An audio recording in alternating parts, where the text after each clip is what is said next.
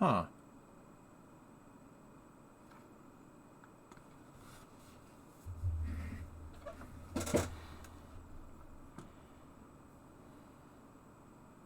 Can you guys hear me?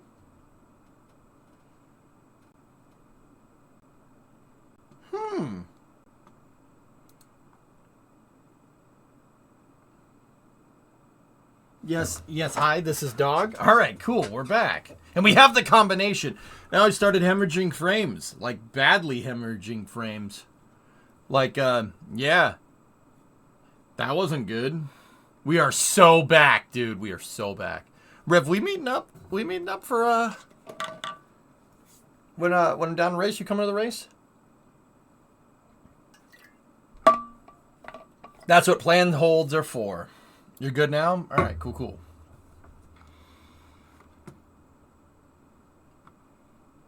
Where's my invite? I didn't invite you because I don't like you. You found out my secret password. Oh. No, the internet. Yeah, hey, whatever. You hear about that launch? Crazy. Checks out. Yeah, that was very weird, man. Yeah. It seems to be okay now. Bitrate's high, but yeah, my frames just took a dump. It's probably because those trucks were too good for us. Right? I'm on the Chicago ingest server now, though. I mean, maybe I should switch it back to New York. I'm gonna switch it back. Should we switch it back, or should we just stick with what works? Vulcan T0 is about an hour. No, you're good. Maybe your local ingest took a dump. I mean, we are getting wailed on with snow, so it does make sense. Can you show the truck for a test? Sure, man. If it ain't broke, don't fix it. Because I take all their viewers. Oh, damn. An hour? I'm going back to sleep. I'm drummer. I want to miss this lunar landing. Meh. Nice horsey on the side. I love those. Those trucks are a freaking treat, man. Those things are cool. It's just a very nice, yeah, that thing is just a freaking, what a freaking treat. Yeah, Rev. How much snow are you getting up there? Yeah, 3 inches, dude. We got nothing. We got a dusting. Old racer. I know I'm old and I smell, but you didn't have to leave when I showed up. Oh, well. I'm gone, pal. I'm gone.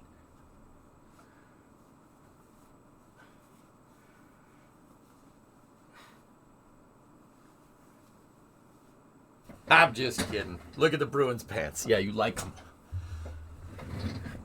Oh, Twitch couldn't handle it. Yeah, that's right. Why don't they use cab over trucks? Safety regulations.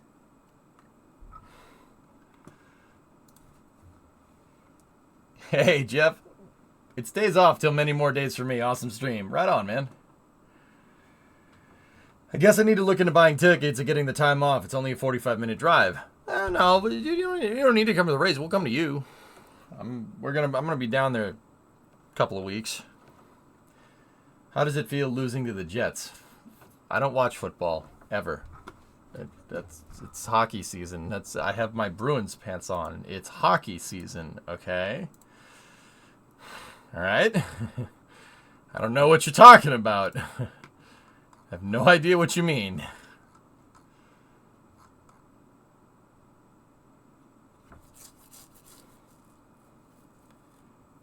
Yeah, as a Vancouver, yeah, those pants get prick off. Oh, I'm sorry. That's a shame. I'll have to listen to you whine about that 2011 times now, won't I?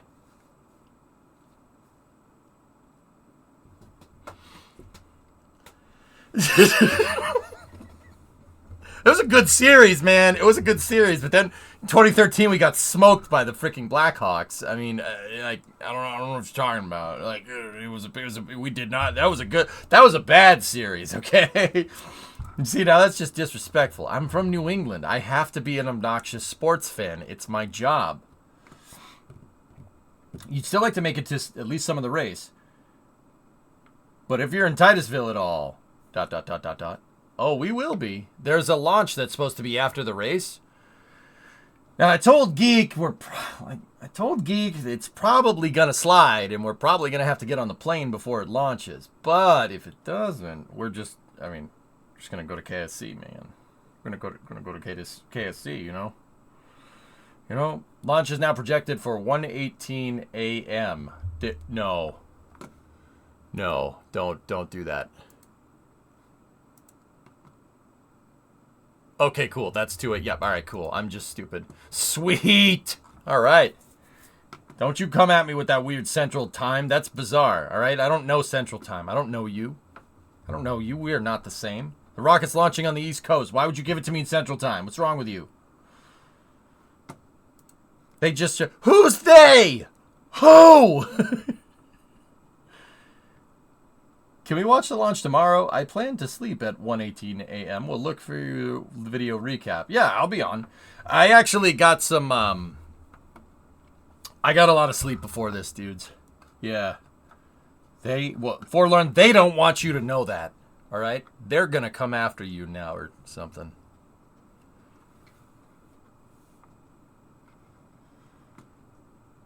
Where are you camping for the Rolex? The paddock. Ain't gonna be no camping for me. Gonna be no camping. NG20 would be nice launch to see. Yep, that's the one. Yep. Nerd. Oh God, where's my Ford hat? Where's my it's inside. How long is the launch window tonight? 45-minute launch window, if I'm remembering correctly. I could be pulling that one out of my tail. Vulcan has entered a planned hold per United Launch Alliance. Cool. No fancy frequent flyer smiles from my boy. Oh, yeah. Playa. All right, anyway. So Vulcan is holding at T-minus 7 minutes. It's a planned hold. Countdown is entered. The planned 60-minute built-in hold. Why do they have a 60-minute built-in hold? Why don't they just say, why don't you just have it T-minus 67 minutes? Planned holds are there to take into account if, your internet goes out midstream and ruins the VOD continuity. Thanks, internet. Very cool. So...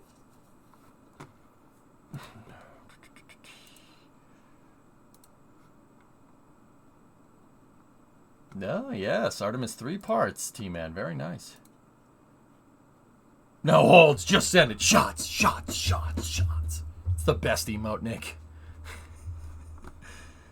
Dude, that subathon, man, was pretty freaking cool, huh? That subathon that Etel did was pretty legendary. What, like 13 days or something, dude? So they planned for your internet outage? Oh, yeah. Shots. Do that all day, man. It's pretty funny. All right. So yeah, we're in a planned hold, that's normal. Everything's looking good here. We got a nice new shot here from ULA. Look at that. Go at throttle up. GG. Happy New Year.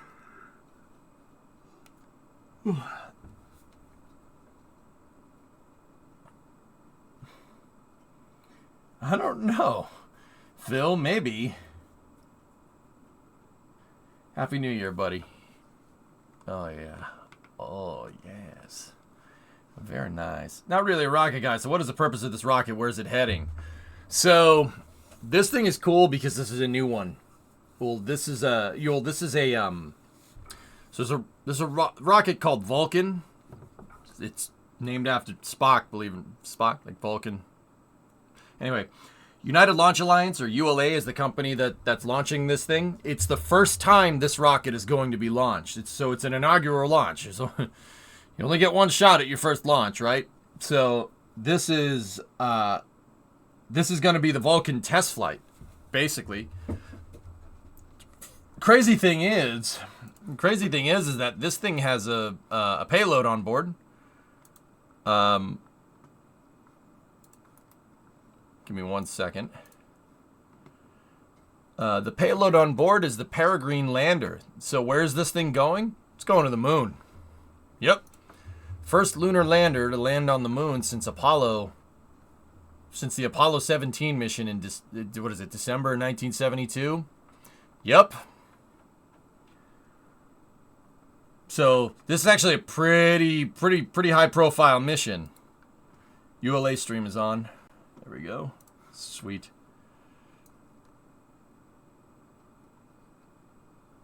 So yeah, we got it. This is a big deal. So not only is it Vulcan's first flight, but Vulcan's gonna deliver a lunar lander tonight. You know, hopefully.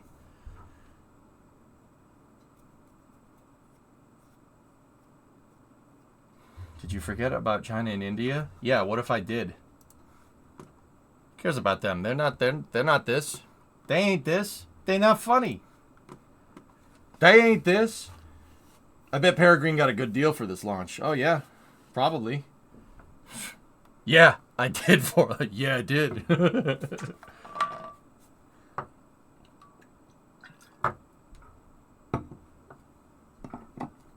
Yeah, pretty cool, huh? Not to test fate or anything, but how expensive is the payload? Kata, this is a small lunar lander. I mean, it's probably not a lot in the grand scheme of rocketry, but I'll bet you it's a lot for Astrobotic, the company that made it. I don't know. Here, hold on. I can get you the details for the contract. Give me 1 moment. So, the Perigrine lander is... The Perigrine lander is part of NASA's commercial lunar payload services, right? And they... Okay. On November 29th, 2018, Astrobotic was declared eligible to bid on NASA CLPS, so the Commercial Lunar Payload Services, to deliver service and technology payloads to the moon. Astrobotic's successful bid entailed a $79.5 million contract to deliver payloads to Lacus Mortis. It's a bullseye looking crater on the moon. Yes, Lacus, like Lactus. Here, I saw how to say it before. Lacus Mortis. Sorry, I butchered it. I'm sorry, it's late. Astrobotic set an initial target of 14 payloads to launch starting in July of 2021. Okay. Yep. Okay. Starting in July. So yeah, the contract is for $79.5 million. All right. The contract is for $79.5 million. So that's probably not the cost of the lander. That was the cost of the contract. The contract usually includes like the people that like salaries for people that make it, etc., etc. So I mean, I'll bet you the lander is, I don't know, not half of that, but somewhere in there. So once again, that's cheap, believe it or not, for spaceflight. That's not that expensive, considering it goes to the surface of the moon and a private company is making it. It's expensive for you and me. Yeah, expensive for you and me. Yeah, $118 million now per NASA launch brief the other day. Oh boy, yeah boy. Oh, here we go.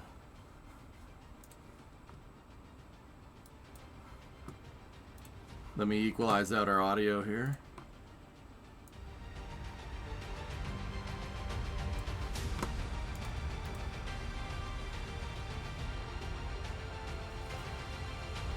It's still kind of low.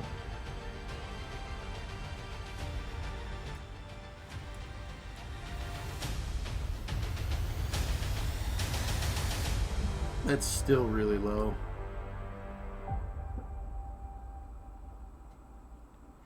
The This is a live view of United Launch Alliance's new Vulcan rocket on Launch Pad 41 at nearby Cape Canaveral Space Force Station. It will launch a spacecraft that will land on the moon, making it one of the first lunar landings for the U.S. since the final Apollo mission over 50 years ago. Good morning, and thank you for joining us on the Space Coast of Florida. I'm NASA's Megan Cruz, and you are watching the first launch of NASA's CLPS initiative. CLPS is short for Commercial Lunar Payload Services, a model in which NASA contracts space on commercial missions to send science and technology to the moon. These deliveries will mean more exploration of the moon than ever before and will help us prepare for the first woman and first person of color to land on the lunar surface under NASA's Artemis program. For today's launch, NASA for the Perigrine spacecraft. Today is also the first launch of ULA's new Vulcan rocket, so a lot of firsts today. Now we have a 45-minute launch window that opens at 2:18 and 38 seconds Eastern time. But you'll notice that clock on the upper left-hand corner of your screen. It says T-minus 7 minutes. That's because the ULA team is in a planned hold. Basically, they baked extra time into the countdown to make sure everything's good for launch. You'll see that clock start to count down again when we are actually 7 minutes to the opening of the launch window. Helping me to share today's commentators from both our commercial partners, we have Astrobotics Olivia Chapter. But first, let's start with ULA's Amanda Sterling with a track of how the rocket is doing. Thanks, Megan. And good morning. I'm Amanda Sterling, a structural engineer and program management leader at United Launch Alliance. I'm joining you from the Advanced Spaceflight Operations Center at Cape Canaveral. This is an exciting place to be as the ULA team counts down to liftoff of Vulcan's inaugural flight. What happened? Right now, the Vulcan booster and Centaur upper stage are fueled while the launch team continues final preps. As Megan mentioned, the launch count remains in a planned hold. The ULA team is currently not working any issues, and we're on track for an on-time launch at 2:18:38 a.m. Eastern. Cool. Coming up, Space Launch Delta 45 will provide a final weather briefing in about 15 minutes. At the moment, our weather looks good with just a 15% probability of violation through the 45-minute launch window we have available this morning. Now, I'll send it back to you, Megan. VC-2, Shatterminch. Thank you, Amanda. It's great to hear that 85% go for tonight. Now let's take a closer look at the Perigrine 1 spacecraft. It's about 6.2 feet tall and 8.2 feet wide, made mostly of aluminum and carbon fiber. The 4 landing legs have a honeycomb design on the inside to absorb Perigrine's touchdown on the lunar surface. Its solar panel is mounted to the top of the spacecraft. The payload decks at the center will carry 20 payloads from 7 countries. And finally, it has over 1 mile of cables and wiring. Our broadcast on NASA TV today will cover Peregrine separation around 3:09 a.m. Eastern Time, followed by acquisition of signal shortly after. For more on the company that built Perigrine, here's Astrobotics Olivia Chapter. I agree, Blue. They do, don't they? Thanks, Megan. And thanks to all of you for tuning in. You're welcome. I'm Olivia Chapla, and I can't tell you how pleased I am to be here representing Astrobotic as the Director of Marketing and Communications. We're a small but mighty team of about 260 people. Hey. Together, our real goal is to make space accessible to the world. Gatorade. And today, we are particularly focused on the moon. Astrobotic built the Perigrine spacecraft as part of our fleet of lunar landers designed to deliver cargo, called payloads, to the moon's surface. Over the past 3 years, I've watched the Astrobotic team build this Perigrine spacecraft launching today. I've been there alongside them during the long days, late nights, and for the ridiculously early mornings when we shipped Perigrine to Cape Canaveral in preparation for launch today. I am personally so excited to be here because this mission really marks the beginning of a historic time. Let's go. The United States hasn't soft landed on the moon since NASA's Apollo program more than 50 years ago, and only a handful of countries have ever successfully landed on the lunar surface. Please. Astrobotic's aim is to not only return the American flag to the moon again with Perigrine, but also to start regular commercial lunar deliveries to the moon's surface. Now, let's hear a little more from our founder and CEO, John Thornton. Astrobotic's goal is to make space accessible to the world, and what that means to us is making it possible for space agencies and commercial organizations, and ultimately the individual all around the world, to access the moon in ways that have never been possible before. Word. The big thing that we're known for is our 2 lunar missions to go to the surface of the moon. Our first one is about to launch, and our second one flies in 2024. Astrobotic already has a wide array of contracts from rovers and landers, and now the beginnings of power systems that can be deployed on the surface of the moon. So we are not only thinking about lunar delivery, we're thinking about the next step. We're thinking about rovers that can drive. We're thinking about power systems that can deploy and provide sustaining power at the poles of the moon. These are all of the pieces that we need, the infrastructure that we need to take our next step, to make the moon a place that we can sustain, live, and have astronauts do science and exploration, and one day use the resources of the moon for in-space purposes, and perhaps eventually bring those resources back to Earth.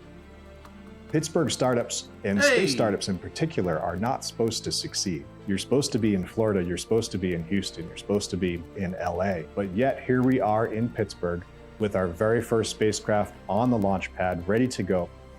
We have more than a dozen instruments flying on our very first mission from all over the world. 6 new nations will touch the surface of the moon with just our first mission. This mission was done on a relative shoestring budget. This is a much more affordable mission than has historically occurred. Regardless of challenges, we have to continue to strive toward that future of making space accessible to the world, and to see what's possible when you come together to overcome the biggest challenge of all, landing on the surface of the moon. Astrobotic is among a pool of vendors that can bid on contracts for future NASA deliveries. This model will hopefully mean frequent, rapid, and affordable access to the moon. Our moon. It seems so close in the night sky, but getting there is really hard. But what if there was a way to change that? Only a few nations have successfully landed on the moon. As NASA sends astronauts back to the lunar surface, this time to stay, no boosters we will and need to Ignignon. send science and technology instruments ahead of time to lay the foundation for human exploration. To make this happen, NASA is helping establish a commercial lunar economy. For the first time ever, there will be commercial delivery services to the moon. We are enabling American companies to send our payloads to the lunar surface for us. These delivery services will expand our capabilities for exploration, radically increasing the amount of science we can achieve.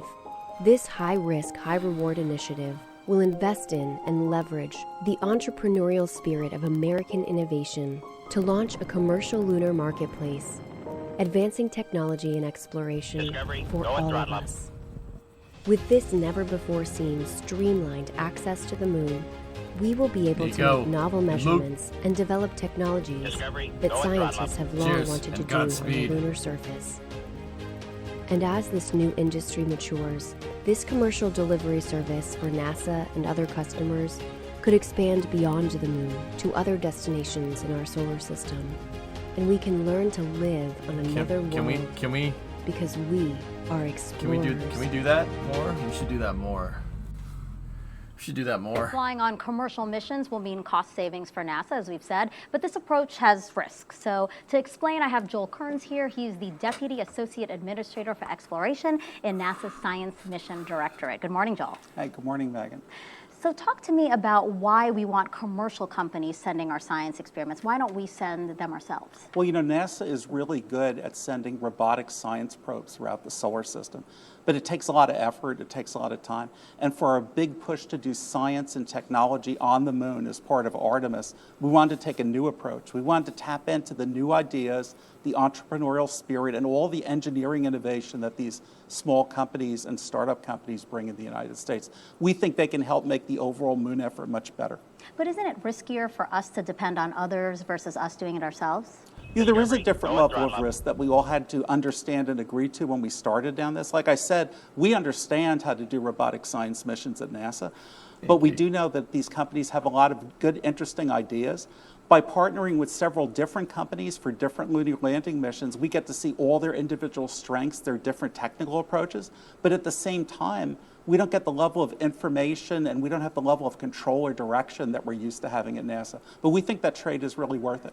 But why is it so important for us to send science before we send astronauts? We didn't do that before with the Apollo program.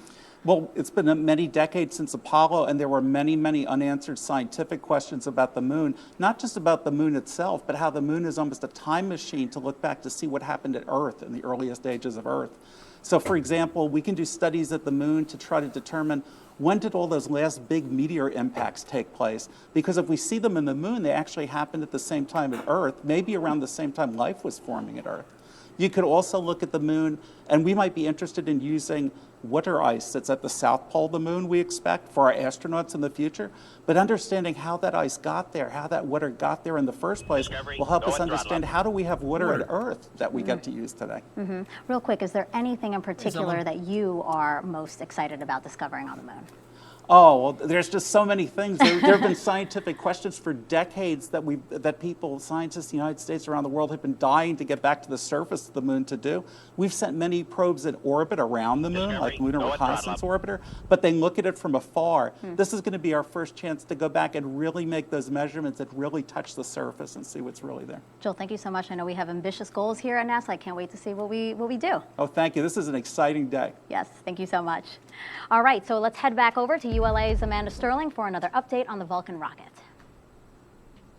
Things continue to go as planned as we look forward to the launch of ULA's first Vulcan rocket. We're still holding at T-minus 7 minutes as part of our planned 60-minute hold, and the team is not working any issues at this time. The Vulcan booster is fueled to flight level with super chilled liquid oxygen and liquid methane.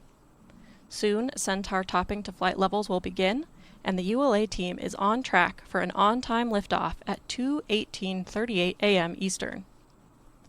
We're about 5 minutes away from Space Launch Delta 45's final weather briefing. At the moment, our weather continues to look good through the 45-minute launch window we have available this morning. The excitement is building here in ULA's Advanced Spaceflight Operations Center as we get closer to T0.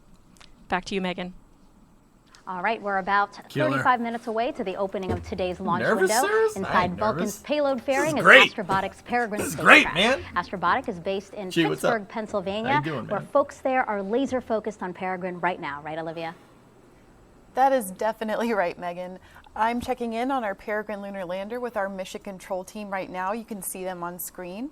A reminder that our spacecraft is currently sitting in the top of ULA Vulcan's fairing. Our flight director is informing me that Perigrine is looking nominal with temperatures currently at an expected 70 degrees Fahrenheit. We also monitor the environmental pressures around the spacecraft, and we're sitting at a good 14.7 psi. Things are looking good for launch. The spacecraft is currently powered off, but will automatically power on once it separates from Vulcan's payload fairing. And here you can just see the faces of some of the engineers who have worked many hours on Perigrine to get it to the launch pad today. Sitting in the middle left row is Flight Director Anders Solorzano. He is the acting flight director for this launch. Hey. And nearby is Alex Van Hoven. He is currently providing us updates on the spacecraft status. And Alex just informed me that the spacecraft is currently looking nominal. Temperatures and pressures are still as expected. As we continue to await launch, let's send it back to Megan at the host desk. Thank you, Olivia. Again, Perigrine is flying with 20 payloads today. 5 of those are NASA's, and throughout the show, we will tell you about each one, starting first with the Linear Energy Transfer Spectrometer, or LETS, from NASA's Johnson Let's Space go! I'm Nick Stoffel. I'm a physicist and professional engineer, science and operations lead for the LETS payload. The Linear Energy Transfer Spectrometer is a small, low-power radiation detector based on time-pix technology developed at CERN. It's similar to devices that we've flown on ISS and Artemis. The science we're expecting to get from the LETS detector is take that information and translate it from deposited energy in silicon, which is what we measure with this detector, into a more biologically equivalent value that we can utilize for crew protection. Cool. One of the key pieces, I think, that if we can capture would be outstanding is getting data from a radiation event, a solar storm on the moon, while crew are not there. That would be ideal from the standpoint of being able to get the data without putting crew at risk, and then utilizing that data to prepare for crew protection during the lunar operations. It's in deep space pins. Now, NASA's Yeah, Science there's a lot of Technology Mission radiation out Directorate there. had a Way hand more in than at the today's launch. ISS. So here with me now is Nikki Werkheiser, Director of Technology Maturation. Good morning to you. Good morning. So tell me how STMD, that's Maturation. the shortened version of the directorate there, tell me how it invests in small business like Astrobotic. Of course. So the Space Technology Mission Directorate, our mantra is technology drives exploration. So if you're really going to create new disruptive technologies that change the world, you really have to work with a diverse group of individuals. And that means our small businesses, large businesses, international partners, other government agencies. Astrobotic is a shining example of that. STMD has been working with them for well over a decade. We've awarded over 40 Small Business Innovation Research Awards and our tipping points to develop new technologies for the mission. So is that essentially like seed money? Is that how to consider it? Yes, we're partners, right? We're partners in this. We say at Artemis, we're going together, and we mean it. We're invested hand in hand in this. And how have those financial awards, how have those helped Astrobotic? So, for example, not only do we have science and different payloads aboard the mission, but actually parts of the lander itself, like our navigation Doppler LiDAR that helps with the guidance, navigation, and control, terrain relative navigation that helps to make sure that they can land in safe spots. You know, the moon can be very treacherous. Very cool. And also the axial thruster engines on the lander itself are brand new engines that have never been flown before that we're testing on the moon together. How does it feel to see technologies that your directorate developed, you know, helping us get back to the moon? There are not words. I really get goosebumps. And, you know, the funny thing is, if you'd asked me as it was a child, of course, it's the amazing engineering and science feats that we see happening. But as a child that was raised in a family of a small business, doing this together with small businesses, this being our NASA and going together to the moon, is really just incredible. Yeah, just what do you think about that? Again, that we're bringing in as many as we can with us back. You know what I think? I think that means success. I think it's going to require all of us and our mutual strengths to make it happen. Thank you, Nikki. I really appreciate you being here, and I hope you see a beautiful launch. Why do you think they chose methalox instead of hydrazine? Methane's going to get you a more efficient reaction, and it's actually going to get you a more powerful reaction. Yeah, it has more. You're gonna get more energy out of it, and it's actually more efficient. Hydrazine is good. With a hydrazine design or a hydrazine rocket, it's a little bit simpler to make, but it's not going to be as efficient. And believe it or not, your characteristic energy actually goes down with hydrazine. So it's always a trade-off. But full cryogenics are kind of the way to go if you want to get the performance that ULA is looking for. If you want a rocket that can kind of go wherever, whenever, wherever you need it to go, you know, using methalox. Well, they're not technically using methalox. They're using LNG and liquid oxygen. But yeah, that gives you a lot more capability. It gives you a lot more characteristic energy to be able to send more payloads wherever you need them to go. It's a power density thing. Yep.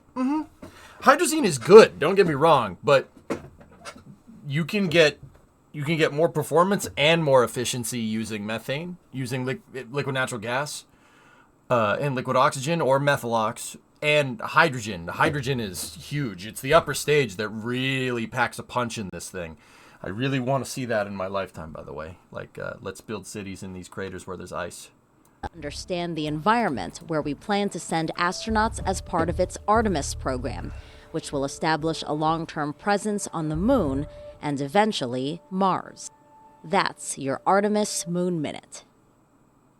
It was 15 seconds for us, but our next Artemis mission is Artemis 2, which will send 4 astronauts around the moon. And work is already well underway on the RIDE, NASA's Space Launch System rocket. Right now, teams here at Kennedy are processing segments of the 2 side boosters. Give them to me! Will stand about 17 stories tall and burn approximately 6 tons of propellant every second. You know what's not messy? 3.6 solid rocket million boosters. pounds of thrust.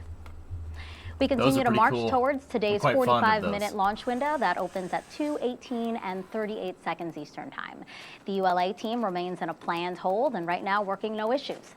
As for the Perigrine spacecraft, let's get another check of it from Olivia with Astrobotic. Thank you, Megan. As you may recall, we are currently only monitoring the spacecraft's temperature and pressure while it sits inside the Vulcan rocket's payload fairing. And we're checking in with my team members in Mission Control and Alex Van Hoven, one of our flight directors in the very back row. He is providing us updates directly. Our mission team confirmed the spacecraft's levels are nominal and we continue to be ready for launch. And I'd like to take this time to say a well-deserved shout out to the entire Astrobotic team in Pennsylvania, California, and even a few remote workers. I'm sure you're all watching right now, and we thank you for your continued commitment to this mission and to lunar exploration. We really couldn't have done it without you. He's like, oh Now, shoot. as we sit tight for launch, we'll continue to monitor Perigrine. For now, back to Megan at the host desk. Can we please rename SLS Space Launch System is just bad?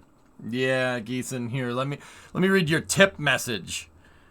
I was in line at the bank when I got pulled from the queue and escorted out by security just for having sleeve tattoos depicting flames. Apparently they don't allow firearms in the building. Why did I subject myself to that? I don't know. The nervous instrument combines 3 observations. It has a spectrometer that tells us about the composition of the lunar soil. It has a high-resolution camera that tells us about the fine-scale structures of that soil. And it has a temperature measurement that tells us the temperature of the lunar regolith. NERVIS combines all these 3 measurements to help us better understand the compounds that are on the surface of the moon. Particular compounds we're interested in are volatiles. A lunar volatile is a compound that is very sensitive to temperature. At low temperatures, it's solid. At high temperatures, it's a vapor. Water is a good example of a lunar volatile. We believe water is manufactured in sunlit regions of the moon, either through solar wind or through micrometeoroid impacts, and then migrates to the poles of the moon where it's captured into dark, permanently shadowed craters. If there is water at the poles of the moon in substantial quantities, that might be of incredible importance and use to human exploration going forward. Now, we still have 3 more NASA payloads to tell you about, flying on NASA's first commercial lunar payload services launch. But now we want to turn the broadcast over to ULA. How does solar wind make water? Oh, well, you have basically charged particles coming from the sun reacting with elements on the moon to make water. Yep. I mean, that's the short answer, Admiral. Basically, the sun does some cooking, and the cooking exhaust hits the moon and it makes water.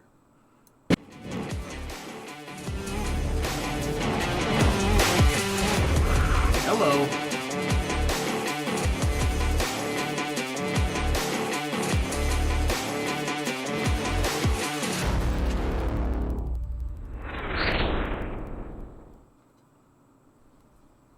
Good morning. I'm Amanda Sterling, a program management leader and your host for ULA's live coverage of the inaugural Vulcan launch. I'm joining you from ULA's Advanced Spaceflight Operations Center at Cape Canaveral Space Force Station in Florida. Thanks for staying up late or getting up early with us for today's exciting first launch, Vulcan's Certification Flight 1, or Cert 1. Yeah, Nico, I'm hoping, buddy. Test flights to support Jam full 106, certification man. of the How are Vulcan you? rocket for U.S. government missions. On board the Vulcan rocket today is Astrobotic's Perigrine commercial lunar lander on a mission to intercept the moon. Let's go. And the Celestis Memorial Spaceflight payload Enterprise, flying to deep space with the Centaur upper stage. Liftoff is scheduled for 2:18:38 a.m. Eastern, and we have a 45-minute launch window this morning. In addition to watching our webcast, you can also follow the live mission progress at ulalaunch.com. About 30 minutes ago, the count entered a 60-minute planned hold. We have 2 planned holds in our launch count, which give our team additional time to resolve any issues prior to entering the terminal count. At this time, the team is not working any issues, and we're proceeding towards an on-time liftoff. We're excited to partner with NASA on today's live broadcast. Together, we'll be continuing our coverage through end of mission.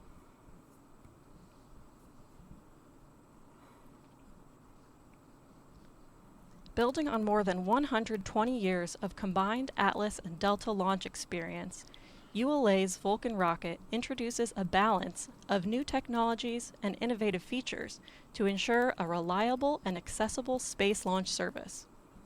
Let's hear more about this incredible launch vehicle from ULA Business Development Director Tom Burkholder and Vulcan Chief Engineer RJ Sansom. So RJ, can you discuss a little bit of when you began the design of Vulcan and what that meant? Yeah, when we started the design of Vulcan, we were looking at our national security space customer and designing a launch system that would meet their needs.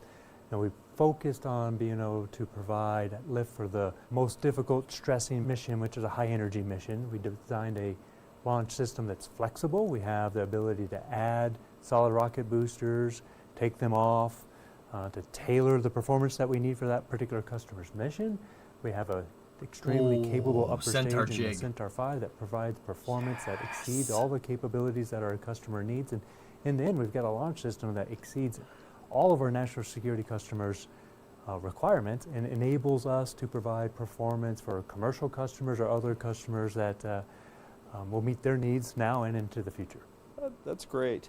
And as we look at how the customer received that vision, we definitely saw that they were aligned with it as they contributed to the development from the Space Force to NASA and commercial customers.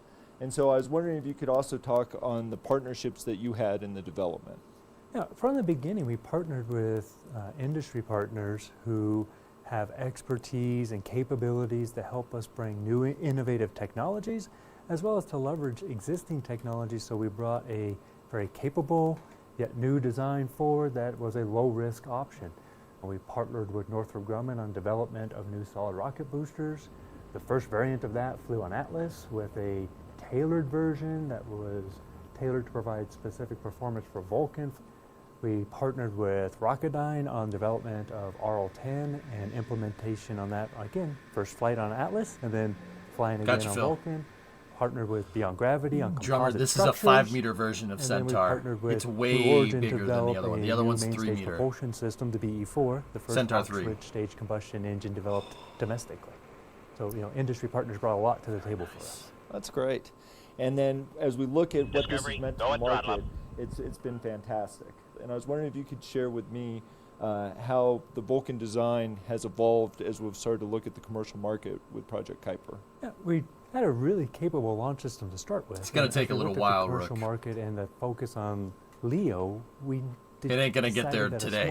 Let me put it to you like that. Design, it's a low energy to transfer. The upper stage so would give us increased performance and ability to lift more spacecraft to the low Earth orbit and really position us well for supporting the Kuiper contract and our Kuiper customer.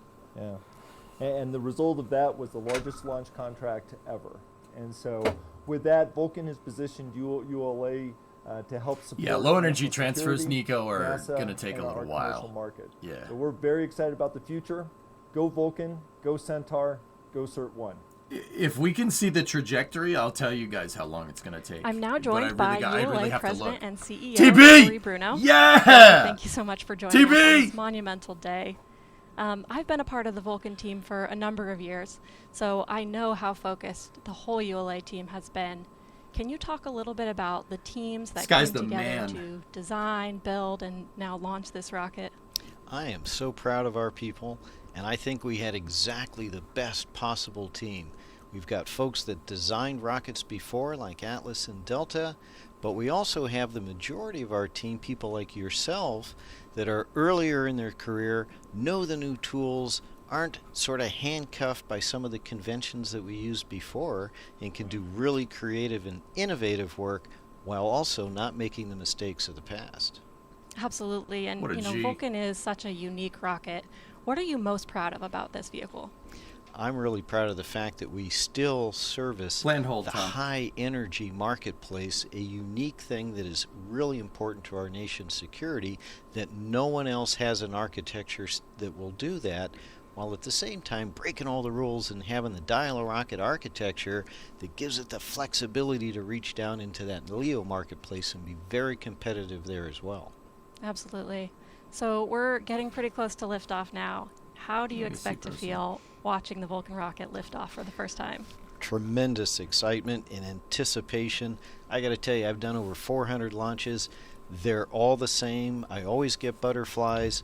This one's really special because of what it means to our country, to our customers, and to the team that has worked so hard, including you, Agent Sterling. Well, thank you so much for joining us. We'll let you get back to it so you can make sure you watch Liftoff, and let's go. Go Vulcan. Thank you. Bro, he's got pinstripes. He's got a pinstripe suit. It's because he's Tory Bruno. He's the frickin' man. He's the frickin' man. He's the man. He's the frickin' man. What a G. That guy is the man.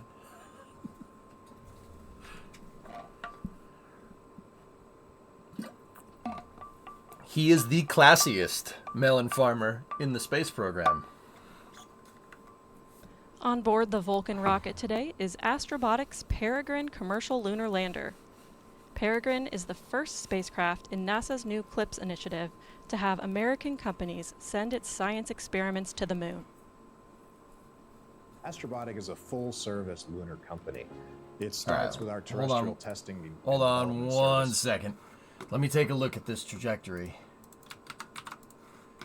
I mean, keep in mind this is from a PDF, so this isn't the actual trajectory, but it's close. Thank you, Procyon, for this. Let's see. Yeah. Okay. So the Vulcan is going to put this thing in a highly elliptic Earth orbit, and Perigrine from there will use its onboard thrusters to initiate translunar injection. This thing is not very big, guys. Maybe about the size of a smart car. Maybe. It's very small. So this is what you'd see. This generally is like a very, very low energy transfer. So it's going to put itself in a position where it's not going to take much to boost it past this mark to get onto a translunar injection. And then when it gets out to the moon, it's going to capture the moon first. So the capture burn is right here when it gets into lunar orbit. And then over time, utilizing the O-berth effect, it's basically the difference between going fast and going slow in orbital mechanics in different parts of the orbit. Basically, because you see a bunch of, I mean, it kind of looks like a bullseye, right? Because you see a bunch of lower and lower orbits, it's basically doing small, precise burns at highly efficient times to eventually capture the moon. This isn't brute forcing it. This is not brute forcing the thing like what we did with Apollo. Apollo was like a straight line compared to this. This is a very long trajectory. This is a very low energy transfer. This isn't a high energy transfer. But that's what you get. I mean, that's the difference between launching a rocket like Vulcan and launching something like a Saturn V. That's the difference. That's the end result. You're going to get a very, very low energy transfer. So, yeah. This is why I come here to get the rundown of the rundown. Yeah, I got you, man. That's what I do. How long is the window? It's a 45-minute window, and we're in a planned hold right now. So I saw a couple of people ask, why is the clock at T-minus 7 minutes? They basically allow leeway into the countdown. This is in case something goes wrong, something is weird, you see something that's a little bit weird on the monitor, if just in case anything goes strange, right? The rocket was ready to go about an hour ago, give or take. It was ready to fly, but they just leave it sitting on the pad to make sure that everything is good before they basically run the onboard software to get the thing to freaking fly, right? So they leave it there for a second, and they just kind of watch. You sit there and monitor things. Look to make sure that nothing is going weird. This is how they're making Vulcan. That's how they make them. It's a friction stir-welded aluminum, or no, they're using aircraft grade, or 7000 series aluminum is what they're using, excuse me.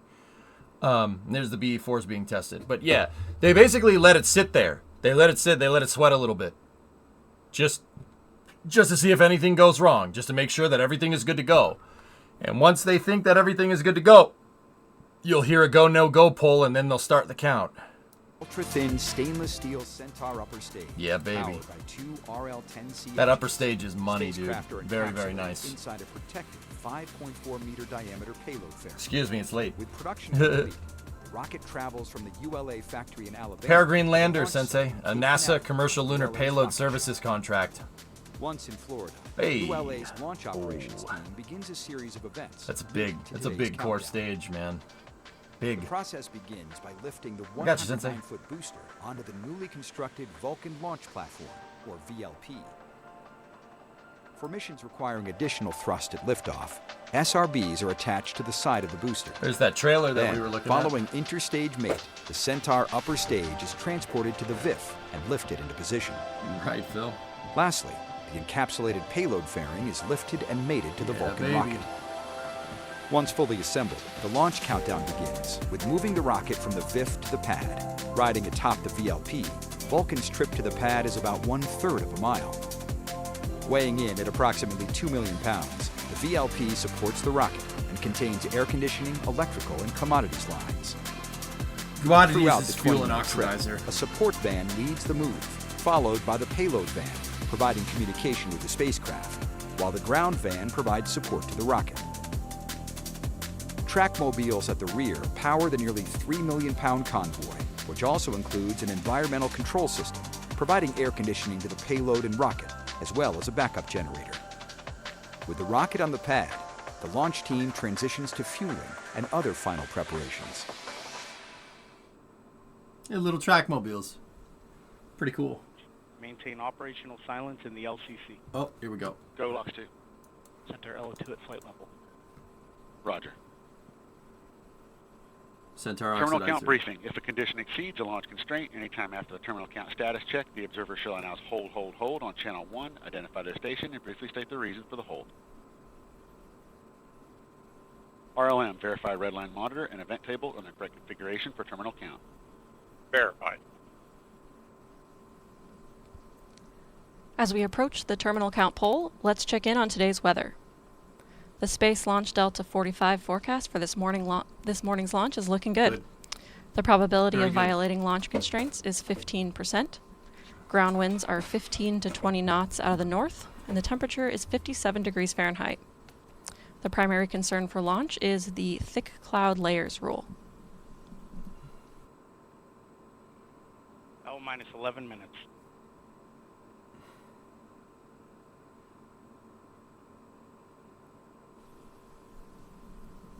That's a pretty rocket, man. It's nice. Very, very aesthetic. Very aesthetically pleasing. We remain in the planned 60-minute hold as we continue towards liftoff.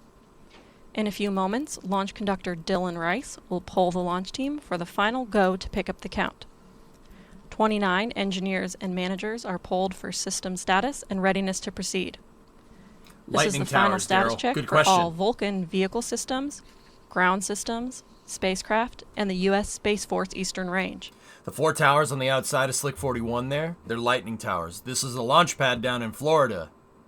You do not want lightning hitting that thing. It's got a lot of explosive juice inside of it, and yeah, you don't want that. That's why they're there. You don't want lightning hitting the rocket. They tried that once during the Apollo program. It didn't end well. Propulsion. Go. Hydraulics. Go. Pneumatics.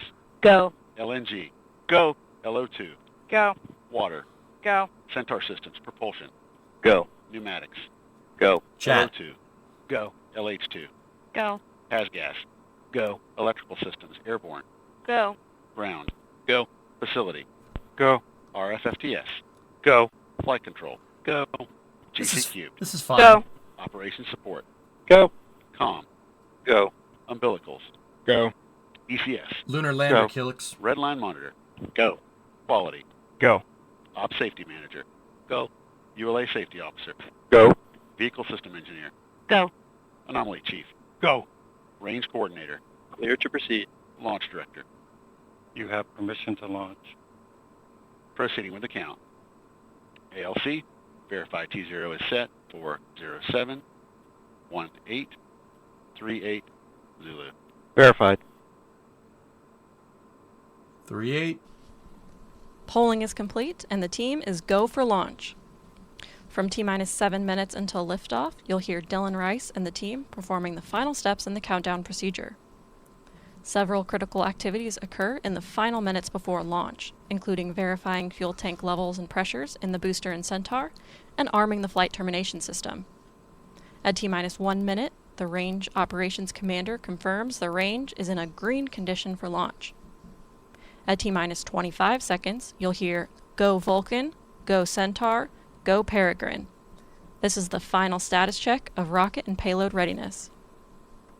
At T-minus 7 seconds, Rofi sparklers will ignite, followed a second later by initiation of the launch pad water deluge system. At T-minus 3 seconds, the main engines ignite. Then, after seeing Vulcan's first ever liftoff from Slick 41, you'll begin hearing flight commentator Rob Gannon providing launch vehicle ascent data. Okay, so I saw two good questions there. Is the range coordinator the weather officer? Yes and no. The range does provide meteorological information for launches, but they are much more like a tower. Think like a tower at an airport. You have permission to launch. They're the space traffic control, if you will. You don't launch without the range saying you can launch. That would be bad. Now, the other cool question that I saw, what's that damn candle over there? Well, the candle over there is, so that one over there is the methane purge line.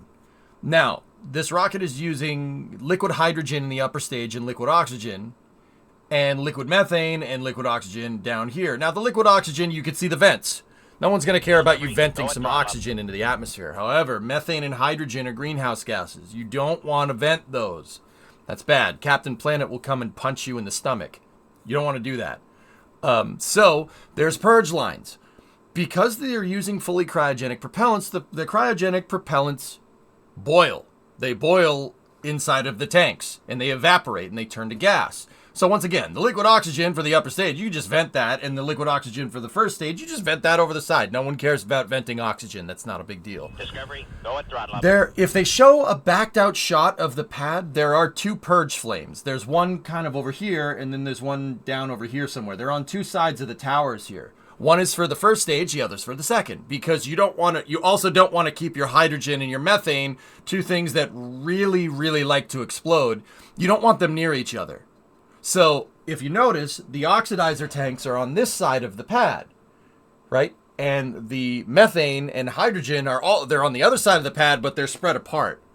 You don't want those near each other, especially near the oxygen. That's bad. But that's what those purge flames are on the side, Viscous. They're the purge flames for commodities, for recirculation commodities on the first stage and the second stage. Like I said, you want to burn those off. The other thing is that hydrogen and methane are very flammable, especially when they combine, especially when you vent them into the atmosphere. It's the fumes. They atomize with the atmosphere, and it makes something that's really, really explosive. And if you're not careful, all right, let me put it to you like this. If you don't give it a place to burn off, it'll find a place to burn off. And that place that it finds to burn off is usually not going to be a place that you want. Hydrogen's very volatile, so is methane. They'll explode. And they won't explode here. They'll explode over there somewhere. You don't want that. You want the explosion to be coming out the bottom, not the sides, right? As like, not to be like kind of as straightforward as I can.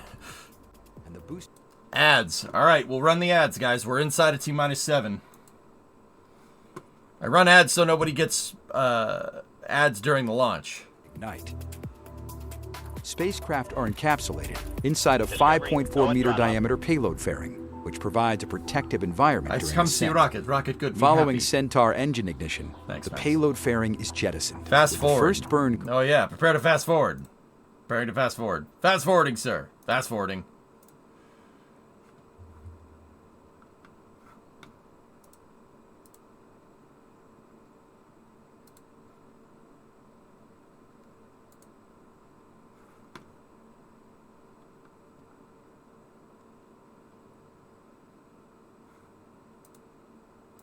Let's make sure playback speed is good. All right, we're good. Flight payload into deep space. Known as the Enterprise flight, this mission includes 234 flight capsules containing cremated remains, DNA samples, and messages of greetings from clients worldwide on an endless journey in interplanetary space beyond the Earth-Moon system to orbit the sun. Centaur is pressurizing for flight. Yeah, see the two purge flames over there? And see the liquid oxygen is over here. You don't want that near those. Bad idea.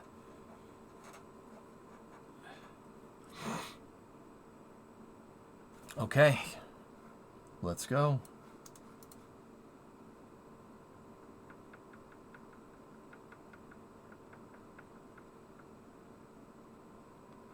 Three minutes.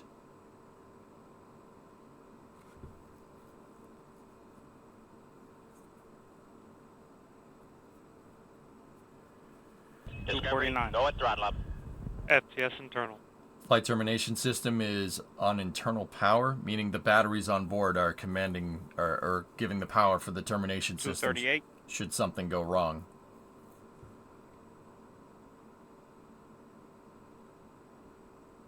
.230. CLO2 PLP started.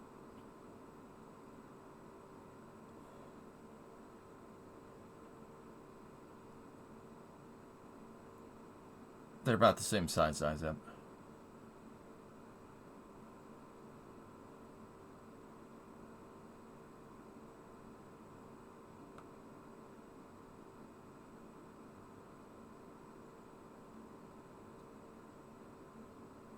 Two minutes. 159. Vehicle internal. T-minus 2 155. minutes. The launch vehicle, 154. payload, ground systems, and eastern range are go for launch. For those of you just joining, I'm Amanda Sterling, and I'm your host for today's live coverage of the inaugural Vulcan rocket launch. The team is not working any issues, and we're on track for an on-time liftoff at 2:18:38 a.m. Eastern Time. FCS armed. Flight termination system is armed. 90 seconds. Vehicle's on internal power now, meaning it's pulled from the grid. The batteries on board the second stage are powering everything. 120. Left. Go at throttle up. FCS count started. Flight control system has started. FCS count, he said. So the flight control system internal Discovery, timer. go at throttle up. Thanks to subs, guys. I'm shutting the notifier off, though, okay? 1 minute. T-minus 1 minute. Range status. Range green. Range reports green. You're good to fly.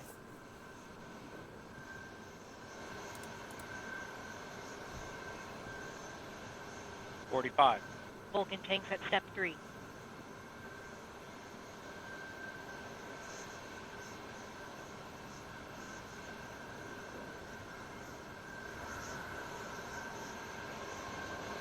Thirty seconds. VE-4 start box, go. Oh, let's do this, man. Here we go. Come on. Status check. Go Vulcan. Go Centaur. Go Perigrine. 15. 10. T-minus 10, 9, 8, 7, 6, Radio outward fire is 5, ignited. 4, 3. Go, we have baby. ignition. And liftoff of the first United Launch Alliance Vulcan rocket, launching a new era in spaceflight to the moon and beyond. She's flying. 2 good SRBs hitting. Go, baby, go. SRBs. Everything looking good. Ugh.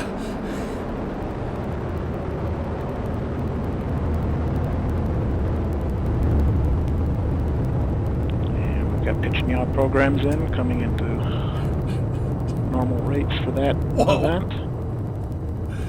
She's flying, good though. Hydraulic pressure on both engines.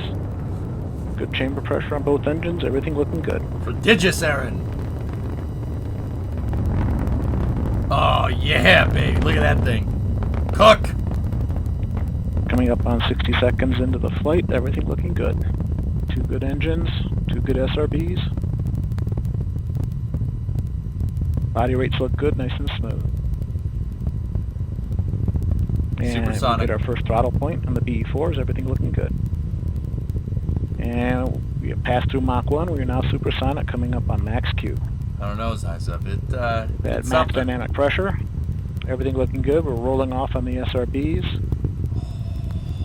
And we have cutoff on the SRBs, coming up on jettison in approximately 30 seconds. Man, those GEM63s XLs, they go, man. That was 15 quick. seconds to SRB jet. BE4s continue to operate nominally. They're holding the empty SRBs till they get up to a lower pressure to jettison them. You don't want any aerodynamic perturbations, having the jettison boosters come back and hit the thing. And we have separation of both SRBs. Everything looking good. BE4s continue to operate normally.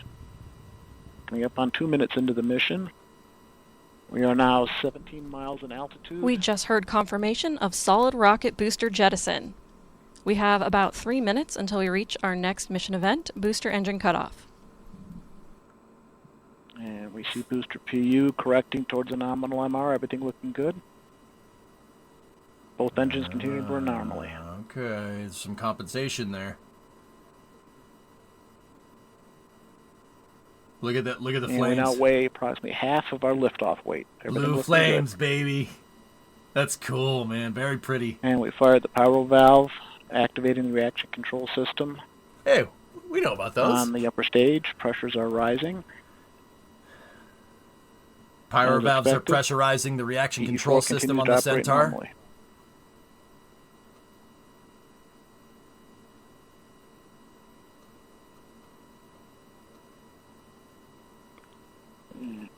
Vehicles continue to fly down the center of the range track. Everything looking good. The rocket engines are like this.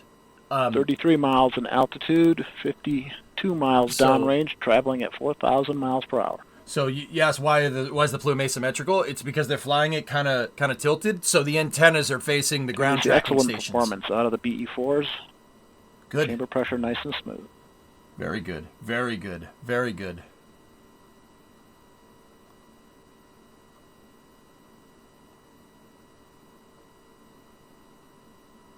Vehicle steadily accelerating, a little over 2 Gs at this time. Good body rates. Nice and smooth operation of the booster. So he's reporting that rates are good, meaning 47 miles in altitude, 95 miles downrange at 5,500 miles per hour. She's going, man. That's pretty good. That's like close to 8,000 kph. That's pretty quick. Plus 4 minutes into the flight. He's reporting about rates. Rates are the rate of movement that the vehicle is accelerating at, obviously. And the vehicle now weighs but pitching, rolling, and yaw. Weight if the rates look smooth, line. If the rates look smooth, that means you're not getting much change. You're getting a nice constant, which means it's working correctly. Our main engines. It's methane, Bandit. Methane. You're going to get a much longer burn time than you do with Carolocks. Booster mains continue to operate normally. I mean, also, those GEM63 XLs pack a punch. It's 2,000 kilonewtons per booster. They're and we've begun boost phase chill. Housing temps are dropping as expected. Okay, they're priming the second stage engines. It's a thermal chill down to get the motor to the right operating temperatures. Coming up to the end of boost phase. Approximately 10 seconds to BECO. Yeah, from Throttle each down booster. in preparation for BECO. No joke. We've completed boost phase chill down. And we have cutoff. BECO, 5 minutes. Vulcan-Centaur separation. Come on, baby. Oh, dual engine Centaur. Separation. Oh! Coming up on the Centaur phase. Sick, man. Yes! Come on. Light up. Oh, perfect. And experiencing a bit of data loss here. We've recovered the data. Like Centaur engines are up and running normally, good steady state pressure, and we've just jettisoned the payload fairing. 2 good BLF break jettison. Very nice. Very, very nice. That was awesome. Look at that trajectory. Where does this rocket go? On the Centaur mains. It goes up. 2 good engines. Gone to open loop control on Centaur PU. Yeah, she's rolling a little bit. This is Vulcan That's okay. Mission Control They're just positioning the antennas. 5 minutes, 57 seconds. Look at that little baby. We just heard Little flight baby commentator lander. Rob Gannon confirm the successful completion of the early phase of today's flight, and all systems continue to operate nominally. That's Our right, next Nova. event, main engine cutoff, will occur in about 10 minutes. While we wait, I'm joined by Amanda Pichetti, ULA 10 Director of minutes? Vehicle Upgrades, Amanda, thank you so much for joining us. And I know it's still early, but congratulations. Thank you. You as well. This is amazing. How did it feel to watch the Vulcan rocket lift off for the first time? Oh, just absolutely amazing. I didn't expect it to be the way it was. It just, my heart is still pounding. RL-10s, man. I'm so proud of all the work that the team did to get where we are today. Absolutely. And developing a new rocket is an enormous endeavor of which you were a huge part. What a monster. Again, we're still early, but how do you imagine the whole Vulcan Centaur 5 is right a now? monster, dude. I feel like they have to be the same way, you know, smile ear to ear. I know the team is at all our sites, friends and family. They've been supporting us for many years to get to where we are, so I'm sure they are jumping up and down just like me. It's been amazing. How is the Vulcan rocket going to change the industry? Yeah, that's It's a great not question. direct, So no. Vulcan is very much based on our heritage rockets, the Delta IV and Atlas V vehicles, but we've brought in a lot of new innovation and capabilities that are going to allow us to even better support It's gonna take our a little while, warfighters, exploration, as well as connecting the world. And the great thing about Vulcan is it's highly versatile, meaning we can use that vehicle to do anything we want, allows for affordability for anybody who needs access to space.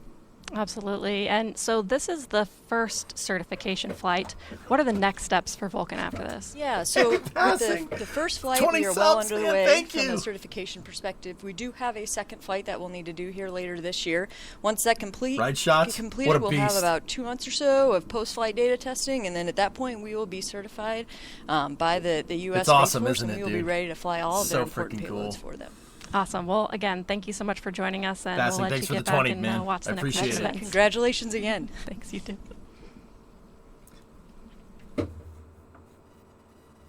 When does the booster?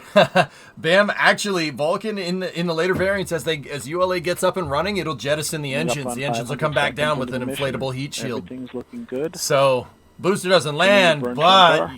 you get your first stage engines back. Right, Jeff? Isn't it cool? Body rates right as expected. Steady acceleration, just under half a G. ULA is fully pursuing smart someone. Absolutely. It's because somebody at Amazon, Mr. Bezos, purchased 38 Vulcan launches, man. Oh, yeah. Yeah, Tori Bruno always said that they'll do reuse if there's the right customer. Well, they found the right customer. Yeah. Jeff, for Project Kuiper, Amazon's internet satellite constellation, he bought 38 Vulcan launches. That's the largest block buy of rocket launches ever.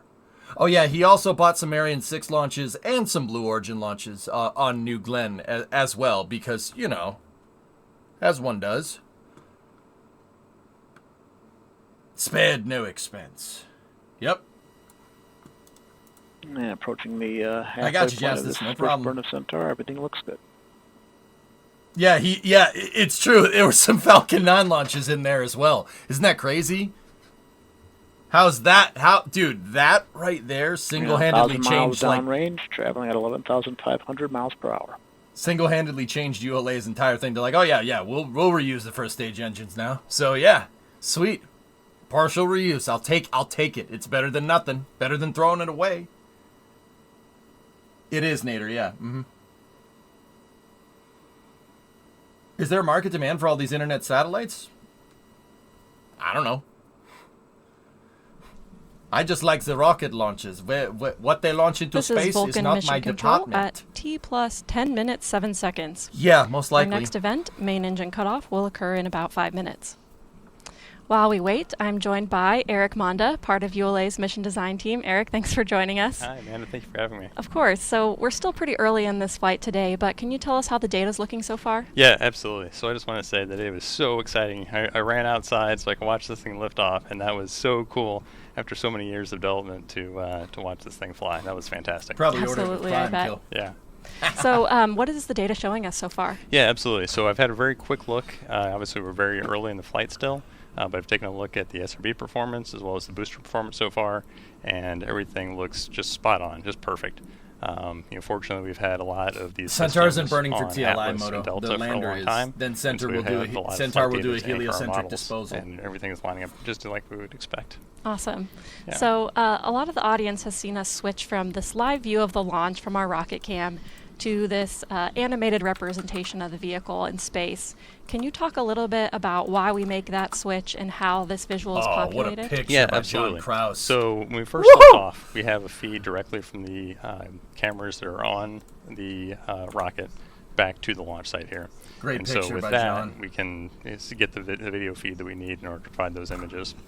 As we get further downrange and we go over the horizon, we no longer have that direct link, and so we rely on NASA's TDRS system to send telemetry from the vehicle back down to us on the ground. In that telemetry data, we get information like position and attitude and velocity, and so we use that to drive the animations you see here. Guys, can you link? Okay, so we're looking at link real up John data, Krause's what's pictures again? happening. Bandit, It's can you link it just one more time? a graphic of it instead of the real thing. That's exactly right, yes. Awesome, that's really cool. So, today right now we're in the first of 3 Centaur burns. Can you talk a little bit about why we need 3 burns and how we use those 3 burns to complete our mission today? Yeah, absolutely. So Thanks, the first boys. burn performs our injection into low Earth orbit. Unfortunately, if we just continue that burn from that point in time, we wouldn't necessarily be aligned with where we need to be in order That's to right, get to the G. moon. You got it. So what we do after we get to low Earth orbit is we shut those engines down, we coast around until we get to the right spot to do that, and then we light those engines up again. When we do that and complete that burn, that will allow us to send the astrobotic Perigrine lander onto the moon. So we shut those engines down again. We are ready to do that, and then start them up one more time in order to do the third burn. And that's what's going to take Celestis's Enterprise mission out to deep space.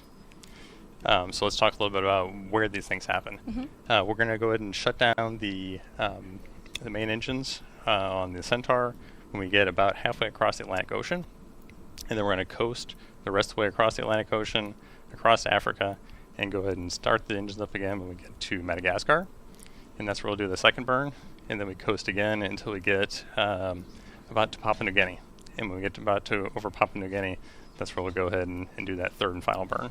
Yep. Okay, so you mentioned a couple of these key milestones that are ahead of us.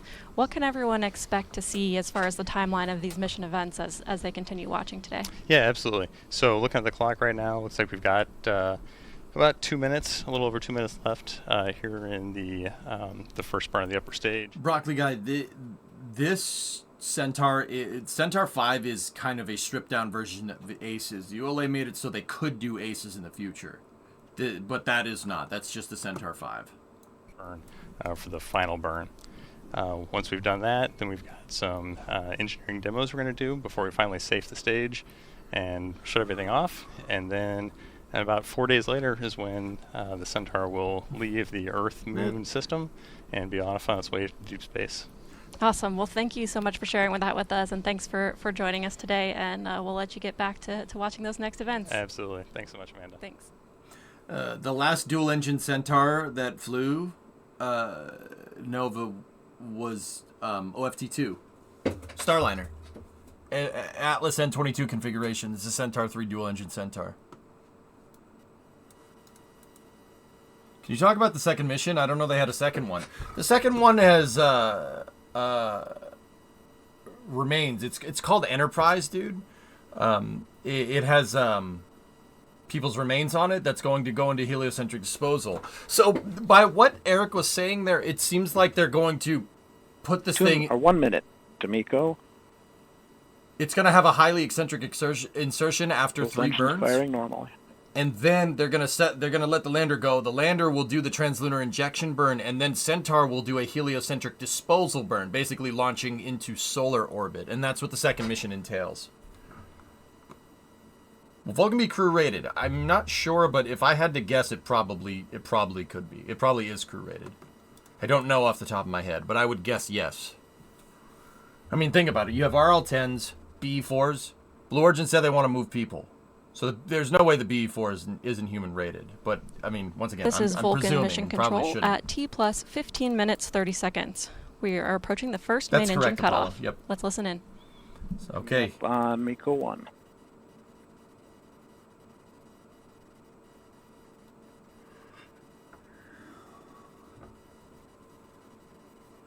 All Atlas V launches, Alex, for all contracted Starliner missions are procured, though. So, yeah, to open loop maybe control in the Miko, future. we have cutoff. Both engines show normal shutdown signatures. There we go. We have settling established. 85% duty cycle. We are now in a 27-minute, 51-second coast duration to second burn of Centaur. What Centaur is doing right now is settling the propellants on board. This is Vulcan Mission Control at T plus 16 minutes 20 seconds. We just heard flight commentator Rob Gannon confirm successful cutoff of the first main engine, and all systems continue to operate nominally. How many times Our can next they refire event, the main RL-10s? engine start 2, will occur in about 27 minutes. Charge. At this time, we'll pass the broadcast back to the NASA team to continue with mission coverage through the coast phase. We'll join you back in as we approach the separation of the Perigrine spacecraft. Over to you, Megan. RCS, Thank you, Amanda. Congratulations to you and the ULA team so far. If you're just joining us, welcome to the Space Coast of Florida, where we just witnessed the first launch of NASA's CLIPS initiative. It was a magnificent sight. Leaves me speechless, apparently. Just really lighting up the night sky and loud enough to set off a couple of car alarms nearby. Yeah, CLIPS baby. is short for Commercial Lunar Payload Services. It's a new model in which NASA contracts space on commercial missions to send science experiments to the moon ahead of us landing astronauts there. For today's launch, NASA selected Astrobotic to deliver its 5 lunar instruments. This is the first mission for its Perigrine spacecraft. Today was also the first launch of ULA's new Vulcan rocket. Again, congrats. It lifted off from Cape Canaveral Space Force Station's Launch Pad 41. Our broadcast here on NASA TV will continue through Perigrine acquisition of signal, which is expected to happen at the earliest around 3:17 a.m. Eastern Time. With me now is Sandra Connolly. She's the Deputy Associate Administrator of NASA's Science Mission Directorate. Good morning, and thanks for being here, Sandra. Good morning. It's a thrill to be here. Yeah, what did you think of the launch? It was amazing. She's third in charge in NASA's scientific division. So NASA's pretty much divvied up into engineers and scientists. Engineers handle the human space flight stuff.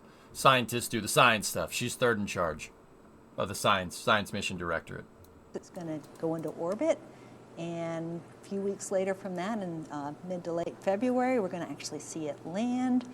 And it's going to take a while. That will be the first, well, actually, it'll be one of the early landings on the moon since Apollo, over 50 years, which is pretty amazing when you think about it. U.S. landings on the moon. Yeah, it is. And the CLIPS is new as well. So talk to us a little bit about this program. We're using commercial companies to send science instruments. We're not done yet, Predominant, but it's my pleasure. Yeah, man. I'm really excited about this program. It is a game-changing program for us. It really is leveraging industry in new ways. As you've probably seen, I mean, the whole aerospace industry has evolved over this last decade. And that's what I mean about a low-energy transfer. It's going to take a little while to get out there. Yeah, low energy transfers, man, they take more time, but they're way more efficient. That's why that small little guy is going to be able to get out there, right? You want to get there quicker, you need a bigger rocket, a much bigger rocket. Once again, that's the difference between launching something on translunar injection with something like the Saturn V or something like Vulcan. How long can Centaur coast for? A pretty long time. As long as you got batteries, you're good. Understanding. Yeah, no problem. Easy. Gotcha. Studying water, studying the volatiles or the resources on the moon, studying the atmosphere, and also the radiation environment to help inform us for the future when we have humans back on the moon. Sandra, thank you so much. I'm excited to see what we do with this initiative and this launch here today. Thank you so much, and let me just say, go Vulcan and go Perigrine 1. Yes, you could totally say that. Thank you so much. Thank you. All right, so when Perigrine lands on the near side of the moon on February 23rd, it will be one of the first lunar landings for the U.S. since the final Apollo mission over 50 years ago. Let's head back over to Astrobotics' Olivia Chapla. Thanks, Megan, and what a great day so far. So for those of you just tuning in, I wanted to reintroduce myself. I'm Olivia Chapla, Director of Marketing and Communications for Astrobotic. Astrobotic is a space company with our primary headquarters in Pittsburgh, Pennsylvania, and we've just watched our Perigrine lunar lander rocket into space aboard a United Launch Alliance Vulcan rocket. This Perigrine spacecraft's mission is to carry 20 payloads or cargo to the lunar surface from 7 different countries. 6 of those nations have never reached the moon before. Our aim is to autonomously land on the lunar surface a few weeks from now. We're taking the long way around, and we expect Perigrine to land on February 23rd, 2024. We've got all eyes on the Perigrine lander as it waits to separate from the Vulcan rocket in about 30 minutes. At that point, we will seek to establish communications with the lander. And now we'll take a more in-depth look at Perigrine's full journey to the moon with an animation. Nice. Once ULA's Vulcan rocket launches, we will then know the exact day the Perigrine spacecraft will attempt a soft landing on the moon. The first landing attempt could be anywhere from 10 to 60 days from launch. Because this is Perigrine's first ever trip to the moon, our team is not taking a direct path. Yep. Peregrine will first complete one Earth orbit so the team can get critical data on the spacecraft and test maneuvers before executing a very critical milestone, entering lunar orbit. Peregrine will orbit the moon at 3 altitudes. The first orbit will last about 33 hours. Peregrine's second orbit can be up to 35 days. The spacecraft's third and final orbit around the moon will last 48 hours. Next up, Peregrine will attempt a soft landing on the lunar surface autonomously. The team will issue a landing sequence that will command the spacecraft to enter a descent orbit. About 15 kilometers from the lunar surface, an exciting powered descent begins. Oh, baby. While we wait for the Peregrine spacecraft to separate from the Vulcan rocket and begin that exciting journey to the moon, I have Astrobotic's founder and Chief Executive Officer, John Thornton. Ossifer. Hi there, John. I understand you are currently at ULA, just a stone's throw from where I am now, and we both just saw ULA's Vulcan rocket achieve liftoff with our very own Peregrine aboard. Tell me, after waiting for this moment for years, how are you feeling? It's a dream. Yeah. This is the moment we've been waiting for 16 years, and I'm standing in mission control, and we just had a beautiful launch. Thank you, ULA. This guy's hyped. So excited. Vulcan, we are cool, on man. our way to the moon. I can tell you and everyone else are in a Habu. really excited buzz today for sure. So tell me, what else do you think is the most important thing about our Peregrine mission today? So this is the beginning of the dawn of a new era for the surface of the moon and how we think about space. This is an opportunity for commercial payloads to fly to the surface of the moon on a regular, routine basis. That means our nation's scientists, our world scientists, can access the moon in ways never before possible. And we are seeing the beginnings of that right now as we speak on our journey to the surface of the moon. Our first mission carries 20 payloads from all over the world. 6 nations on board the mission will touch the surface of the moon for the very first time. It's a phenomenal, exciting mission to be a part of, and it's a real honor to be here today, and I could not imagine a better start to the mission. That's true. And what do you have to say to the Astrobotic team and to all of the payload customers who made today's mission possible? For 16 years, we've been pushing for this moment today.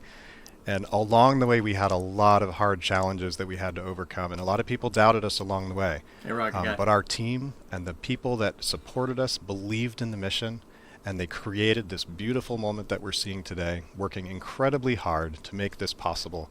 I can't thank the thousands of people between our team, our suppliers, our partners that have made this moment possible today. It's an unbelievable feat, and it is the culmination of all of everyone's effort coming together for this moment, believing in this possibility that a small company in Pittsburgh, of all places in this country, can lead America back to the surface of the moon. And the Steelers are in the playoffs, too. Thank you, John. Yeah! I'll let you get back to the team that are in Florida with us as we wait for the Peregrine spacecraft to separate from Vulcan's rocket in about 30 to 40 minutes. For now, back to Megan. Thanks, Olivia. Oh, thank you. That's what really matters. Missions are an important step in returning to and staying on the moon. But the Yes, landings that will help shape our future there are not without risk. Shh. Quiet. Landing on the moon is hard. So, fellas, that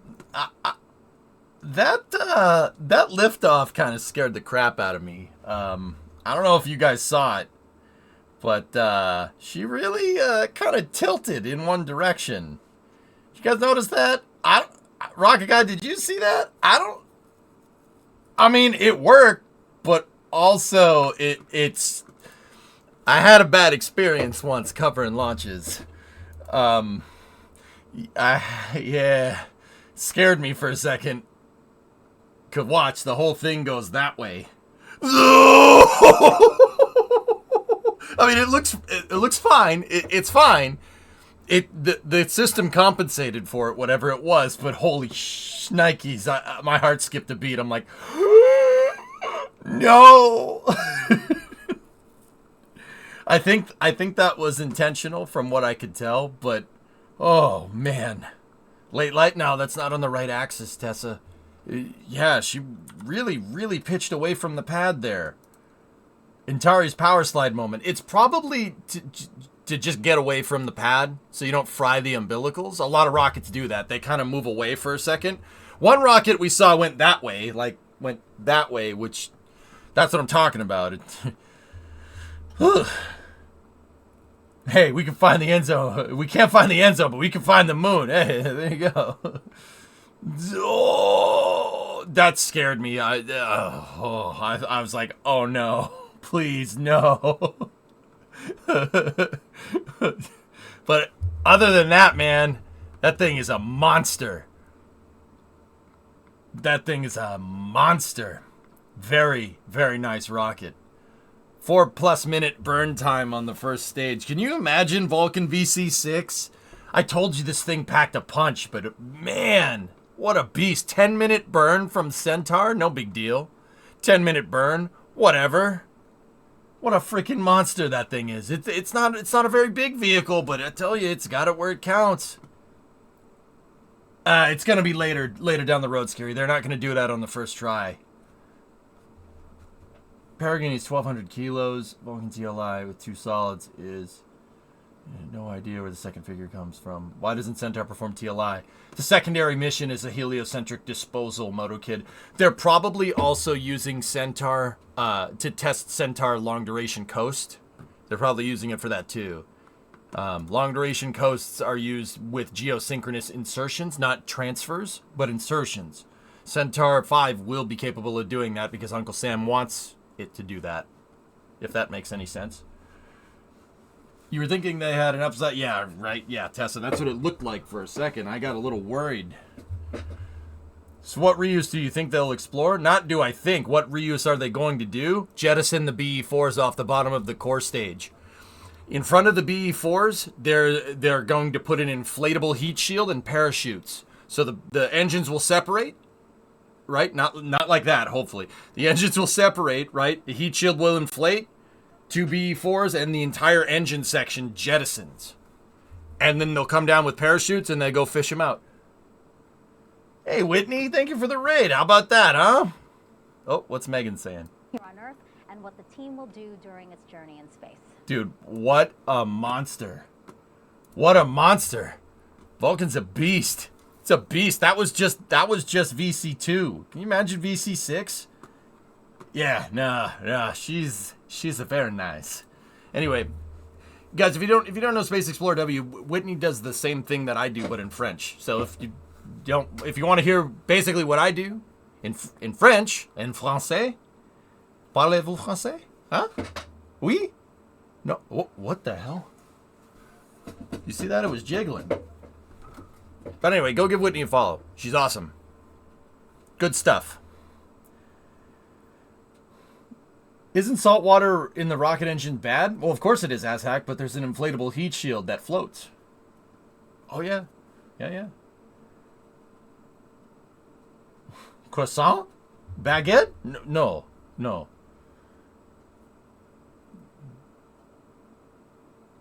Did you see it? They were doing vibration tests. They were doing vibe tests. Anyway, Whitney, thank you very much. I'm glad you rated. Thank you.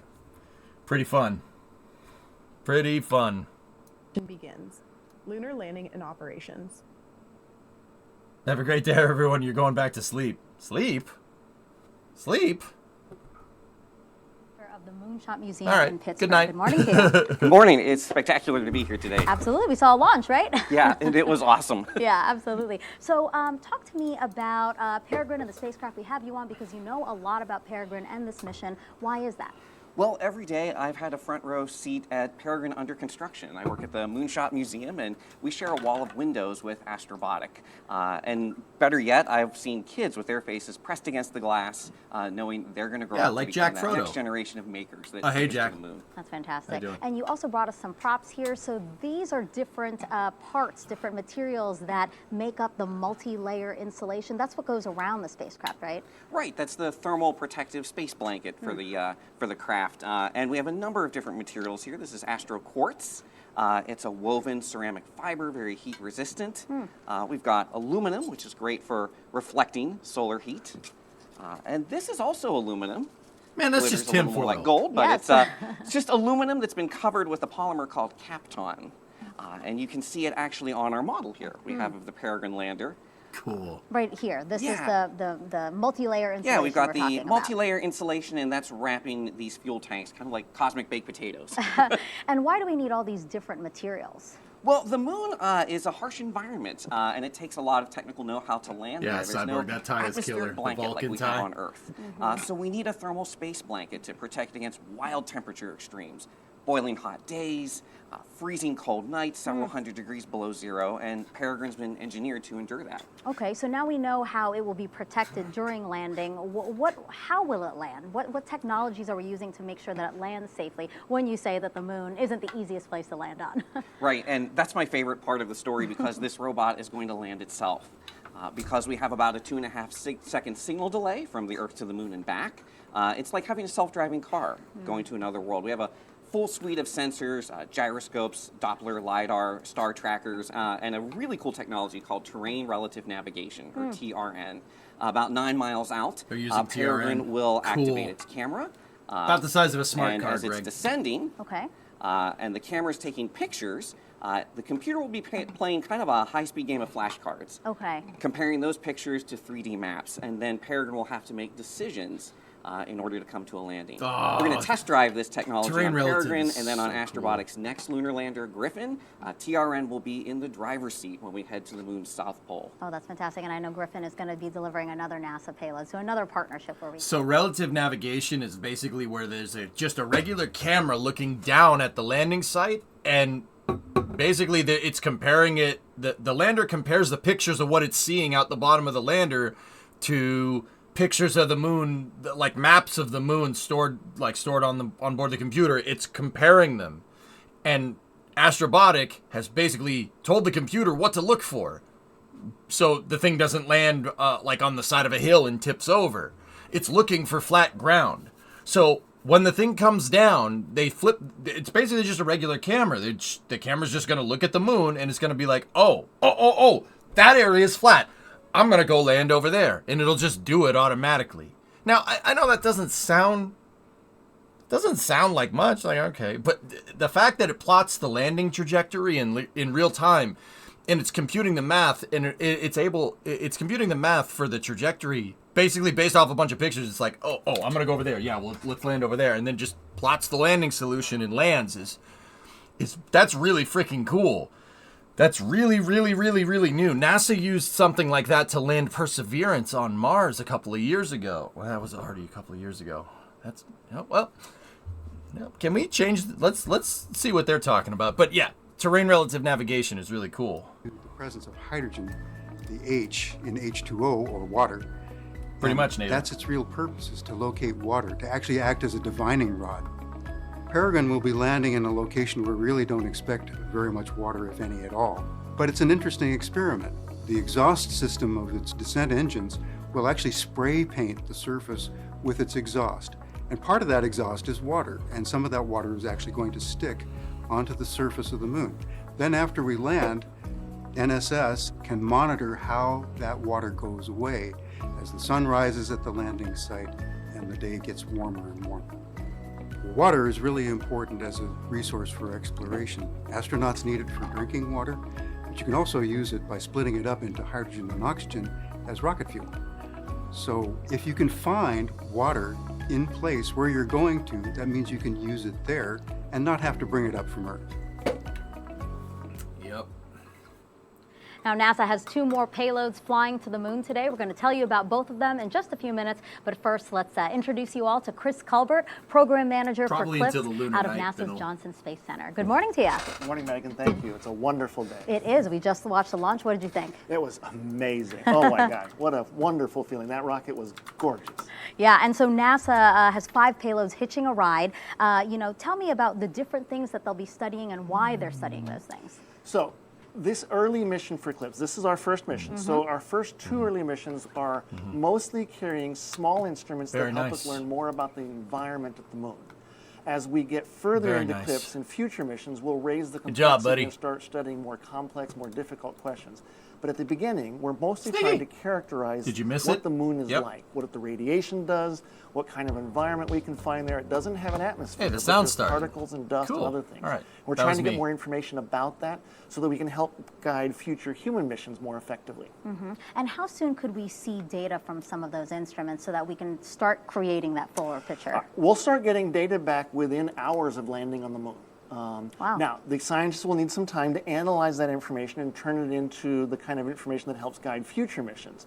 But we should be getting data back from the moon within a few hours of landing. It's been trained. It's algorithmic, Spartan. If you really want to know. On the moon. We'll be gathering TRN is algorithmic, so it's comparing against a database. It's not like a neural net. So basically, these missions, these instruments that we're sending, they're scouting the moon for us. Yes. Yeah, they're telling us what the moon is like, helping us understand what we need to know so that we can take humans there safely. It also allows us to better design future instruments and other experiments that will pinpoint the kinds of things we need to know about the moon to be able to work and live there. Chris, thank you so much. Thank you for being here. You're welcome. Okay, so we're now less than a few minutes away until the Perigrine spacecraft separates from Vulcan-Centaur upper stage. We're going to go back to ULA for that milestone, but before that, another quick status update on Perigrine from Olivia. Thanks, Megan. And now I'm checking in on Astrobotic's mission control team. In about 20 to 30 minutes, they're expecting Perigrine to power on, and then try to communicate with them on the ground. Perigrine will establish ground communications with NASA's Deep Space Network, and then we will begin receiving telemetry. As we wait for those milestones, here's an in-depth look at the inner workings of the Perigrine lunar lander. And now we'll take a look at the Perigrine spacecraft. You'll notice that we've removed the MLI or multi-layer insulation so we can better see the inside of the spacecraft. Throughout Peregrine's journey, they'll keep an eye on the spacecraft's temperatures, pressures, power levels, and communications system. Solar panels at the top of Perigrine charge its batteries to power the spacecraft. Well, this one's going to the moon. Moving down towards the center of the spacecraft are the payload decks. You'll notice the decks have a unique isogrid pattern that we've used as an inspiration for a lot of our graphic design for the mission. This structure pattern optimizes the sturdiness of the payload decks while also minimizing its weight. Affixed to these decks are all 20 payloads. 20 individual pieces of cargo from 7 different countries are aboard these 2 main decks. Perigrine has 12 attitude control system engines, called thrusters, that are used to orient the spacecraft. You can see 4 large propellant tanks filled with monomethyl hydrazine and multiple mixtures of oxygen-nitrogen, or MON, as oxidizer. Mounted to the bottom of the spacecraft are 5 main engines that will slow the craft down as it approaches the lunar surface. These engines use a hypergolic bipropellant pressure-fed system. Believe it or not, Perigrine will use the majority of its fuel in the last 15 minutes of the mission as we attempt a soft landing on the lunar surface. Perigrine has 4 landing legs attached to its base. These legs have a honeycomb structure on the inside that will crush to absorb the impact of Perigrine landing on the lunar surface. Perigrine is designed for an autonomous landing. That means it will use complex computing and a suite of sensors instead of human pilots. There are 2 antenna relays and a high-power transponder to relay communications between the spacecraft and the Astrobotic team.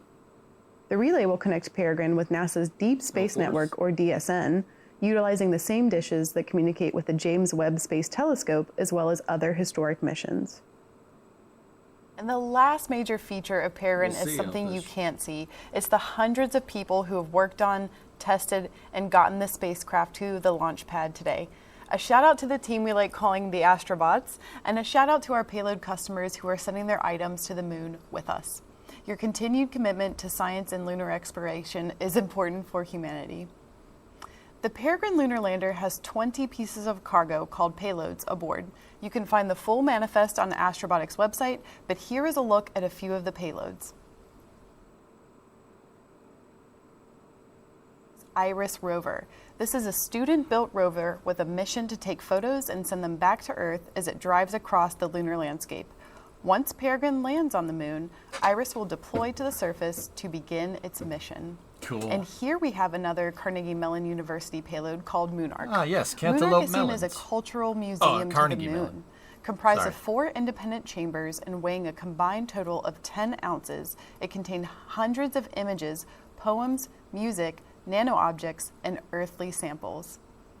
Next, we have Colmena, a fleet of micro-rovers and the first Latin American scientific instrument ever sent to the moon. Consisting of 5 small rovers, it will demonstrate a coordinated moon exploration. Lastly, we have the DHL Moonbox. Former astronaut Richard Garriott and thousands of others from around the world have sent small mementos Lord British. to link life's meaningful moments with our nearest celestial neighbor. Now, this is just a snippet of the 20 payloads aboard Perigrine. Again, you can find the full list on Astrobotic's website. Now back to Megan. We are now less than 10 minutes away from Peregrine separation, so let's get back over to the ULA team and Amanda Sterling to take us through that. Thanks, Megan, and thanks to those of you who are still following mission progress of ULA's Vulcan-Centaur flight. For those who are just tuning in, I'm Amanda Sterling, and I'm here at ULA's Advanced Spaceflight Operations Center at Cape Canaveral Space Force Station in Florida. ULA's inaugural Vulcan rocket lifted off on its first flight test at 2:18:38 a.m. Eastern, and all systems continue to operate nominally. Very nice.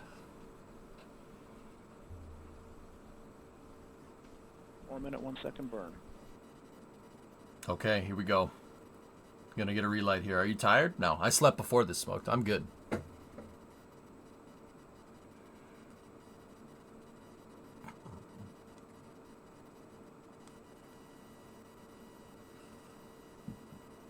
And we've begun pressurizing the propellant tanks in preparation for second burn.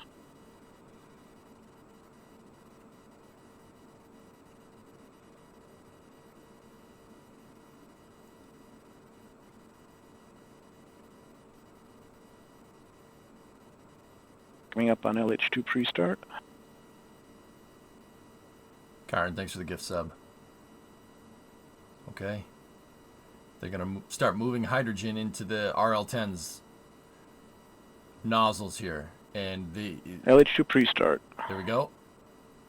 Should get an ignition very soon. This is Vulcan Mission Control at T plus 43 minutes, 8 seconds. Coming up next is the second main engine start of ULA's Centaur upper stage. Let's listen in. Change to the start position, everything looking good.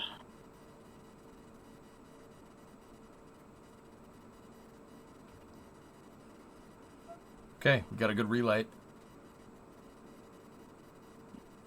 About 15 seconds to mess. Mess is, oh, no, that's main engine start, excuse me. They're in pre-flow. I misread. We have ignition. Yeah, there you full go. thrust. 2 good engines. Okay, everything there we go. Looking good.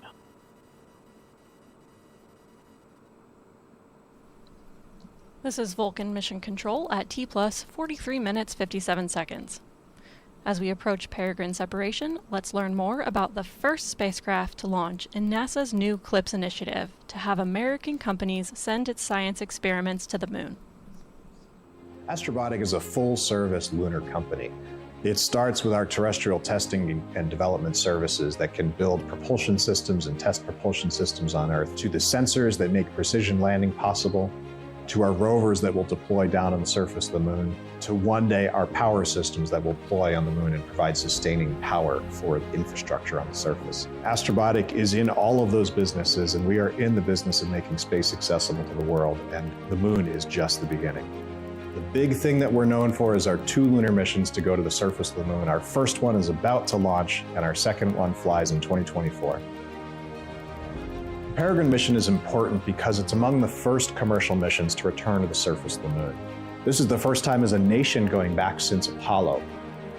It's the first time for 6 nations that could land on the surface of the moon with our mission. This is the dawn of a new era of affordable, routine, regular access to the surface.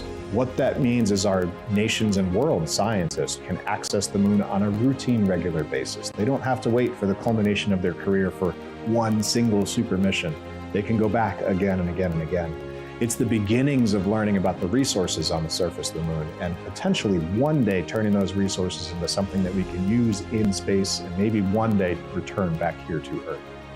Peregrine's development was a years-long process that included many people, like engineers, welders, and technicians, who designed and built the spacecraft.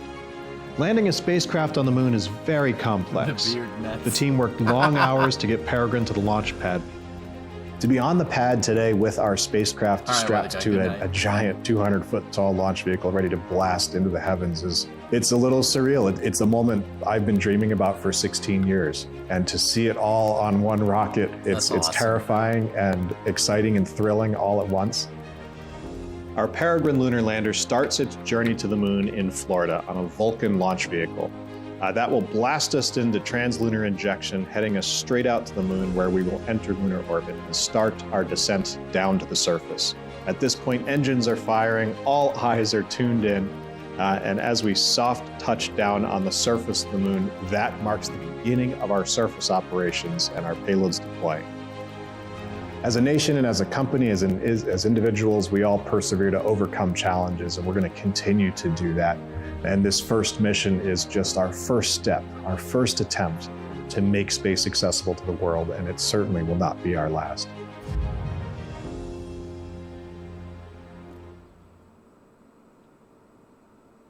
Pressures.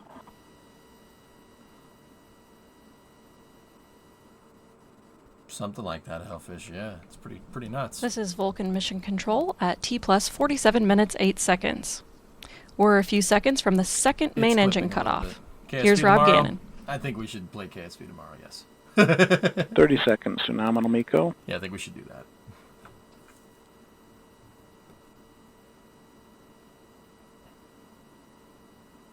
Ten. 20 seconds. 20. And we've gone to open loop on PU. Math Coming up on processor isn't cutoff. doing very well. We have cutoff. Everything is looking good. And we are now in a 2-minute 49-second coast phase of spacecraft separation. We've got full settling going. What's going to After happen to MECO. Centaur? Heliocentric disposal. And we're reorienting to spacecraft SEP attitude.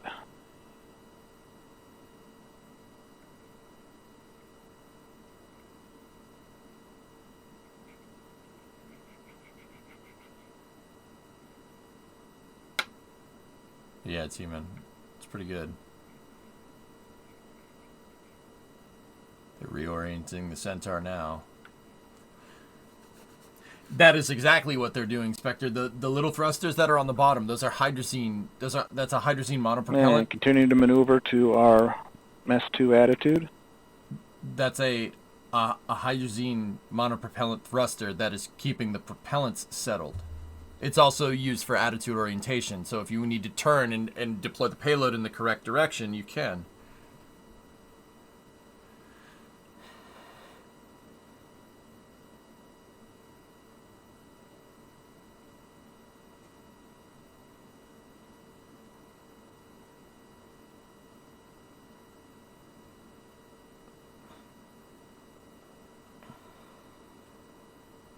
And we're inside a minute and a half to spacecraft separation.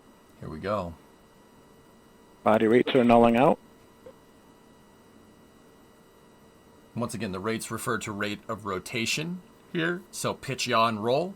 When the rates null out, that means the thrusters are stopping that turn and getting the thing to stay in And one this direction. mission does call for a roll spin for spacecraft separation of 0.5 degree per second. Okay, so the roll control We'll be thrusters. starting that maneuver shortly. Yep, there you go. There's the roll control thrusters. They're going to initiate a roll on the vehicle. They're going to spin stabilize. So like in Kerbal, fellas, you have something like, you have SAFs, you have the gyroscope that kind of holds you in position. What real spacecraft do is spin.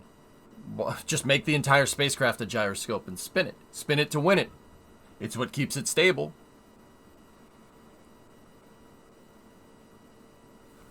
So they're going for a half. This is Vulcan Mission Control half at T degree a plus second. 50 minutes, That's 10 not seconds. a lot. Vulcan has executed all mission events expected, and we are now approaching delivery of the astrobotic Perigrine commercial lunar lander into a highly elliptical orbit, more than 220,000 miles above Earth to intercept the moon. Let's return to flight commentator Rob Gannon as we approach separation. Hey, all right. Spinning down. Congratulations. That's fantastic. These guys should be proud. And we are now in a 28-minute coast period, the third burn of Centaur. Knocked it right out of the park. Good for them.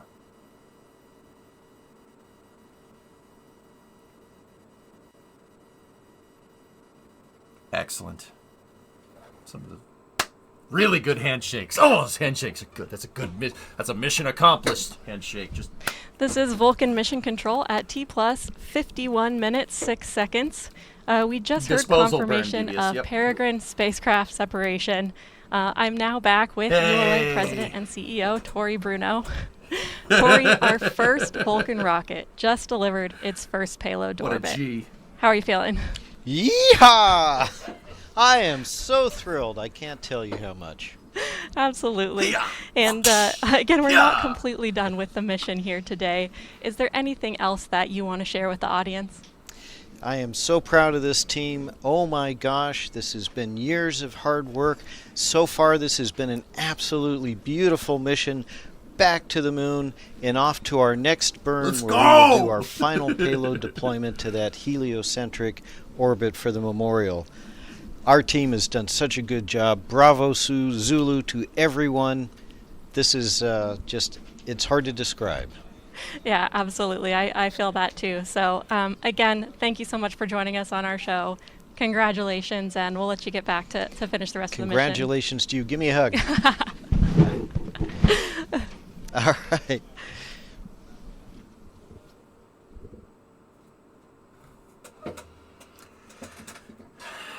Tori Bruno might just be the most interesting man in the world.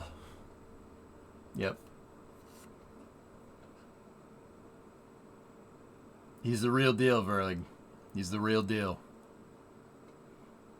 Let me tell you this, man. Not everybody can get away with wearing a pinstripe suit. We're going to pass the broadcast back to the NASA team to continue mission coverage. We'll be joining back in as we approach the final engine burn. Over to you, Megan. Oh, Chad, I'm so happy. Don't run away from your feelings. Oh, man, that's cool. He is a mad lad. It's a good dude. This is the Perigrine Ion Trap Mass Spectrometer, aka PITMAS. Its job is to understand the release and movement of lunar surface volatiles like water. My name is Barbara Cohen. I am the principal investigator, or the lead of the science team, for the Peregrine Ion Trap Mass Spectrometer. Brothers PITMAS, don't shake the instrument hands. I work on, Brothers is going to inform our understanding of the volatile cycle on the moon. That is water, carbon dioxide, methane, all sorts of fun molecules that we want to measure on the surface of the moon and in the lunar exosphere. So we are trying to learn about the water at the poles by going back to where it comes from, to the solar wind and micrometeorites that are coming in now, and understanding how much is there now, how much could be there in the future, how much was there in the past. We're interested in that atmosphere and what it's made out of, and that's what PITMAS will monitor. The reason it's so important to measure the lunar exosphere is because that is a process that's happening today that includes all of the things we're interested in for human exploration. Our Artemis program is going to the South Pole because there are resources there. If you don't have to bring your water with you, if you can use the water that's there, that saves you a lot of mass going up with your astronauts. And the fifth and final NASA payload we want to show you is the Laser Retroreflector, or LRA. It's a unique type of mirror used to measure distance, and this is why it's so critical for future missions. My name is Xiaoli Sang. I'm a LiDAR instrument scientist and also work on other laser instruments. The instrument is a laser retroreflector arrays. It's a small retroreflectors mounted on a shell, on aluminum shell, support shell. It retroreflects laser light back to where it came from. The purpose is to, number one, to have a fiducial marker, a precise fiducial marker on the lander so that we know exactly where that is on the lunar surface. It serves as a landmark for future missions if you want to go back and land it there. When you shine laser on it and it reflects right back at you, so it doesn't matter which way you're looking at it, and so that will help us to range from orbit to the lander as it passes overhead. All right, it's now been about 55 minutes since Vulcan and Perigrine lifted off from the Space Coast of Florida. Let's get back to Olivia and the Astrobotic team as they work to confirm acquisition of signal with their spacecraft. Never played it. Thanks, Megan. As you saw, we just got confirmation that the Peregrine spacecraft separated from the Vulcan rocket, and now we are waiting to establish a space-to-ground communications connection. We expect for this to take a few more minutes. This connection helps engineers in Astrobotic's Mission Control Center pass commands, receive telemetry, and determine the location of Peregrine in space. Perigrine will be utilizing NASA's Deep Space Network, or DSN, their 34-meter dishes in Australia, Spain, and California. These dishes are the same suite used to communicate with the James Webb Telescope, as well as other historic missions. So our flight director on console, Alex Van Hoven, will be calling out what is happening in Astrobotic's Mission Control Center. And now, as we look at Astrobotic's Mission Control Center, you can see the rows of our staff all monitoring the spacecraft. In the room today, we have 3 of 6. This is Mission Control Flight Director announcement. Repeat broadcast. This is Mission Control Flight Director with an announcement. The mission team is still waiting for communications with Perigrine with earliest AOS at 080905 UTC in approximate 2.5 minutes. To repeat, the mission team is still waiting for communication with Perigrine with the earliest AOS expected at 080905 UTC. And folks, that was Alex Van Hoven, our flight director on console. He is calling out UTC times, or sort of space times, and we're waiting for that acquisition of signal with the Peregrine spacecraft. Correction, earliest AOS at 0818 UTC. I was going to say. Earliest AOS at 0818 UTC. He was saying 09. I'm like, uh-oh.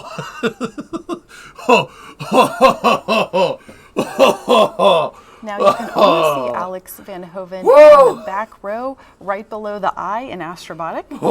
You can kind of see his head. Maybe he'll stand up for us at least one time. We'll see. I was getting very worried. Focused and busy. Hey, Shinar, what's up, man? Today we have 3 of 6 flight directors on console for launch. Once we establish communications with Perigrine and the spacecraft officially begins its journey towards the moon, the flight directors will work in shifts so there is always one present in mission control. I would ask them to all give a wave, but they're definitely laser focused on their screens, checking up on the spacecraft. Now Alex, he's giving us those live updates, and he is also senior aerospace engineer, and he oversaw the development of Perigrine's in-flight procedures. He developed his flight expertise as part of NASA's Goddard Space Flight Center. Cool. You see, this guy's got hands-on face. That's not... hands-on face isn't good. Broadcast, Mission Control Flight Director announcement. I repeat, broadcast, Mission Control Flight Director announcement. At this time, Astrobotic has confirmed that we have established communications with Perigrine, and we are now receiving live telemetry. I repeat, we have just established communications with DSN and can confirm that we are receiving telemetry from the satellite. Yeah, baby.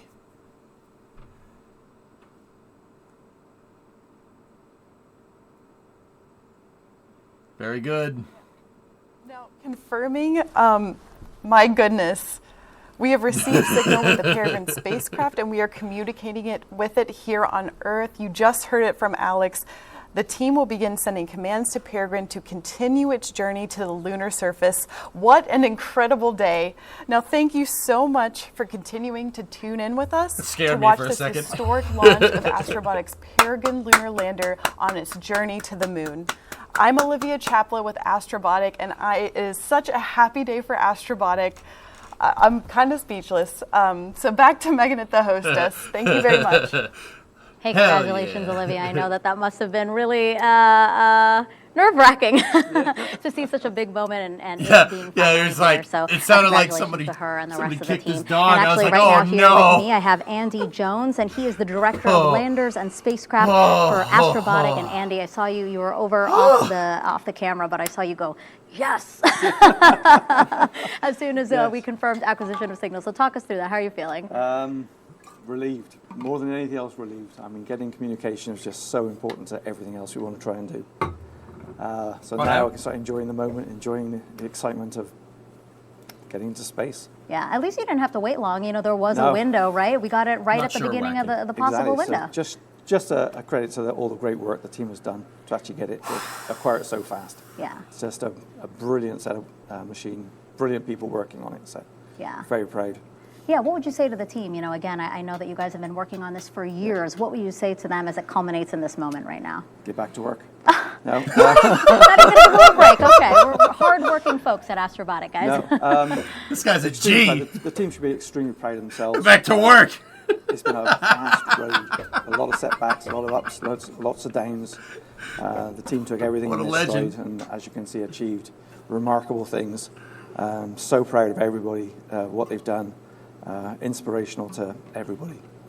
And what's next for Astrobotic and NASA? You know, it seems like we're going back to the moon for a second time, huh? It is. So once obviously successful completion of this mission, we have Griffin, which takes the Viper rover to the moon late 2024. Following that, we have as early as 2026 a tipping point where we do a demonstration of power transmission across the lunar surface. And also, Astrobotic is part of the national team led by Blue Origin to take humans back to the moon, and we're part of the cargo lander system for them. So a lot of things to look forward to. Lots to look forward to. Yeah. And just by one last question for you, I mean, just what do you think of this new initiative that NASA has to really bring in all of these small U.S. companies to hopefully help us all go back to the moon? Its initiative is incredibly important. It allowed a small company like Astrobotic to actually deliver a lander to the moon. We'd have never been able to achieve it without that. But the best thing is it's bringing a lot more creative minds, new thinking to the table, and that will help us accelerate the technologies needed to get us back to the moon and have a robust resource and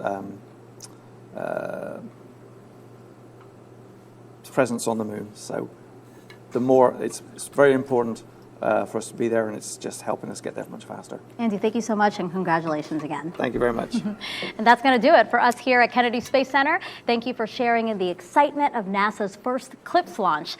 Now on its own, the Perigrine spacecraft will coast for an expected arrival at the moon on February 23rd. And coverage of that landing, one of the first U.S. landings on the moon in over 50 years, that will be broadcast on NASA TV and NASA Plus.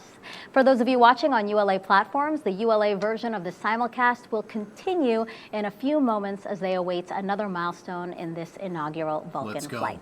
Again, thank you so much for joining us. We leave you now with a final look at today's historic launch. February, inappropriate. It's going to be a while. It's a low energy transfer. T-minus 10, 9, 8, 7, 6, Rover 5, ignition. 4, 3. Yeah, we have baby. ignition. That's freaking sick. And liftoff of the first United Launch Alliance Vulcan rocket, launching a new era in spaceflight to the moon and beyond. Vulcan flies, man. That's awesome. I remember looking at renders of this thing. Two good SRBs, hitting peak pressure on the SRBs. Flew, and it was no big deal. Everything looking good. That's excellent. You don't know how difficult that is. Get it perfect on the first try. Holy crap. Thanks again, Megan, and thank you to everyone who's still following our mission progress of ULA's Vulcan-Centaur flight. For those of you that are just tuning in, I'm Amanda Sterling, and I'm here at ULA's Advanced Spaceflight Operations Center at Cape Canaveral Space Force Station in Florida. ULA's Vulcan-Centaur mission lifted off on its inaugural flight at 2:18:38 a.m. this morning, and all systems continue to operate nominally. Our next mission event is the third main engine burn, which will carry the Celestis Memorial spaceflight payload to deep space. This is While we wait, great, let's learn man. more about this special payload. One of the most incredible commemorative memorials in human history. Ow! Whoa! You awake? Roddenberry and others soared into the heavens. Gene's wife, actress Majel Barrett, nurse Chapel and the voice of the Enterprise computer, asked Celestis chairman Charles Chafer to promise that when her time comes, part of her and Gene would fly together. Soon, that promise will be fulfilled. Gene, Majel, James Scotty Doohan, Michelle Nichols, and DeForest Kelly, along with living DNA from Rod Roddenberry, son of Gene and Majel, will fly on the most ambitious and inspirational mission Celestis has ever mounted. The Celestis Enterprise Memorial Spaceflight will carry the Star Trek loyalty, along with ashes and DNA of more than 260 participants on a mission to deep space. On board the Celestis spacecraft, precision-machined, spaceflight certified, personally engraved flight capsules will reach deep space on a rocket named Vulcan. After releasing its robotic payload towards the moon, Vulcan-Centaur 5 stage will fire, sending this unique Celestis emissary on an endless journey more than 100 million miles from Earth. Enterprise will orbit the Sun forever, carrying its spacefaring payload for billions of miles through interplanetary space. Families of Enterprise flight participants will be attending the Florida launch as VIP guests, celebrating the ultimate memorial service as their loved ones' capsules lift off from Cape Canaveral Space Force Station. Celestis salutes all the participants on Enterprise flight and thanks United Launch Alliance for making the dreams of participants from around the world become real. Live long and prosper.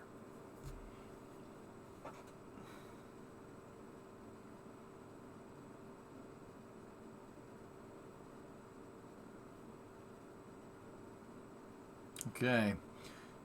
There should be another burn coming.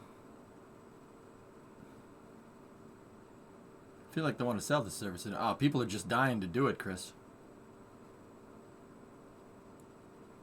It's late. It's late, man. All right? Give me a friggin' break.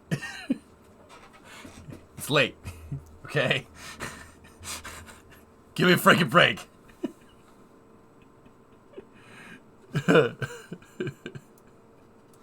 Boo this man. Demo, thanks for the raid.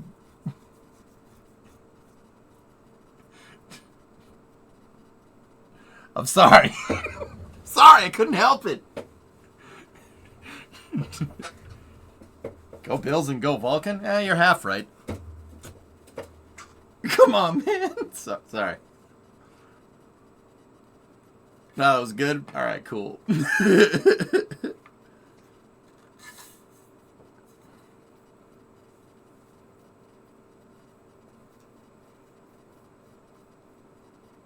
There's a little bit of going on here with the audio, but I don't know if you guys can hear it. This is Vulcan Mission Control at T+1 hour, 8 minutes. The Vulcan rocket we saw today has a distinctive look. Here is a behind-the-scenes view at how this was accomplished.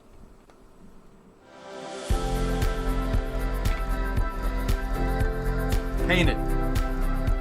That's a sweet paint booth. Just saying.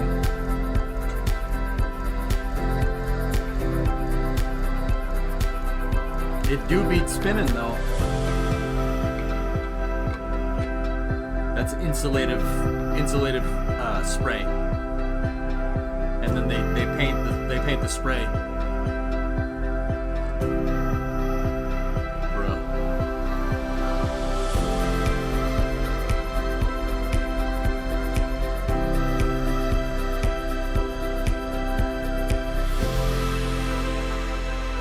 Paint booth is freaking sick, dude.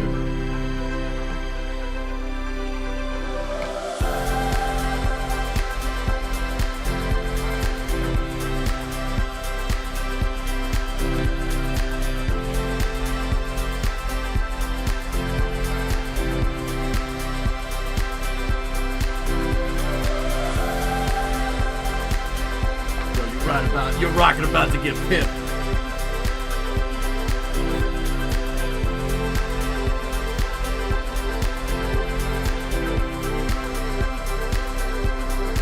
Yep. That's how you paint cars, man. Same thing.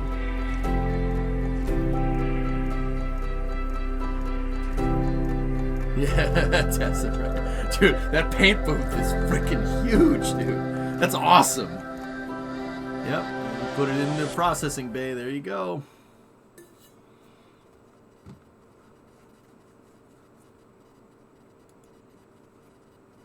Let me see a demo. Ooh. That's pretty. Very nice. Looks like you got some HOTOL action going on there.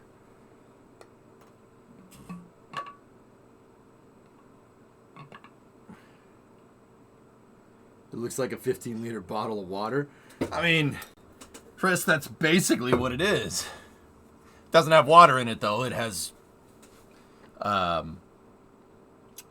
liquid hydrogen and liquid oxygen in it. So, kind of. Fun fact, dude. You see the wall on that thing?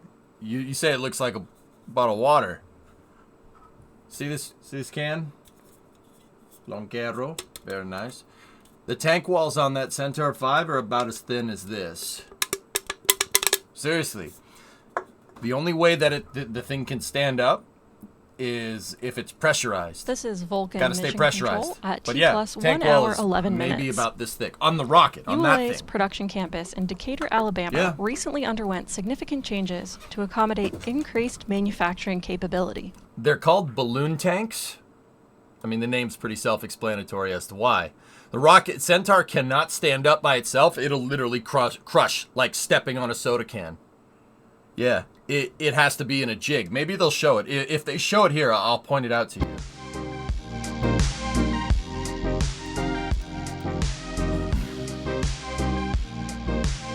Yeah, balloon tanks. Stainless. It's made out of stainless steel. It's about as thin as maybe tinfoil. Yeah.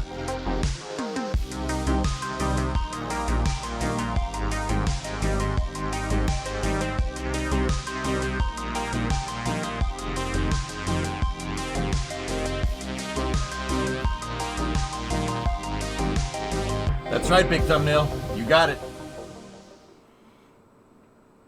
They built more facilities because they need more rockets.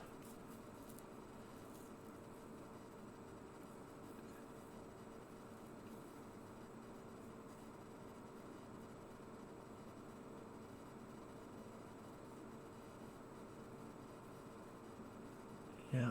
Yeah, so Centaur really can't stay up unless it's pressurized. It'll just crumple. Really, really cool, actually. When is it landing on the moon? February?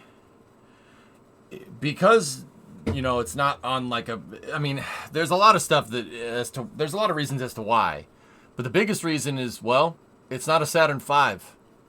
Smaller rocket. And Perigrine is not an Apollo LEM, right? So, you wouldn't need as big of a rocket to get the Perigrine lander out there as quick as the Apollo missions did. But you do need a bigger rocket than Vulcan. I mean, Vulcan might be able to do it, but I don't know if Perigrine would be able to step on the brakes in time. Its thrusters aren't good enough. I think Vulcan might be able to shoot it out there to translunar, but on like an Apollo-style high-energy transfer. Probably could, but there's nothing to stop the lander. The thrusters on the lander aren't that powerful. I don't think they would be able to step on the brakes. The thing would just go by the moon and just keep going. So that's probably the biggest reason for the low energy transfer here. But long story short, you want to get something out to the moon, you need a much bigger rocket. Anything useful. I mean, not that Perigrine isn't useful. Like a human rated lander, it's going to take, you need a much bigger rocket. Yeah, Neuro, it's that video's out and about. Yep.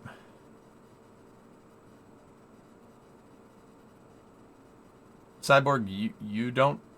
Dude, when I commuted to work, like when I had a normal job, right? I always parked in the same spot. Like when I worked at Best Buy, I always parked in the same spot. Yeah. Do you guys do that? If you commute to work, do you park in the same spot? I always try to park in the same spot.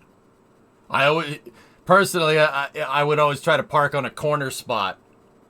And I would park the car up against the curb on the corner spot so nobody opens their door into my car. Yeah, you gotta park in the same spot, man. Dude, what kind of person doesn't park in the same spot? That's strange. I try to. I rarely do, though. Oh. Yeah, same spot, same routine. Exactly. When you get there, somebody's in your spot. It's so annoying, Mission dude. Control at So T+, annoying. 1 hour, 15 minutes. It's a great shot, T-Man. Along with meeting numerous milestones towards the first launch of the Vulcan rocket. Centaur tanks are pressurized, Danzu. Those are the fuel tanks, dude. The white stuff, the white part is the fuel tanks. That's the part that's pressurized.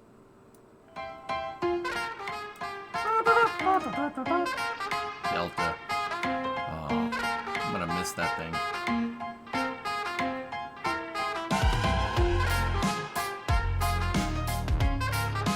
Oh, Smirks, that's terrible. One away until nice, Mason.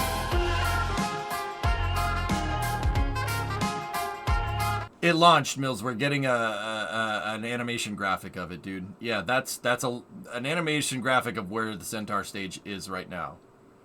In liftoff, United Launch Alliance Delta IV Heavy rocket carrying NROL 68 Hell from the yeah. National Reconnaissance Office. I love Delta.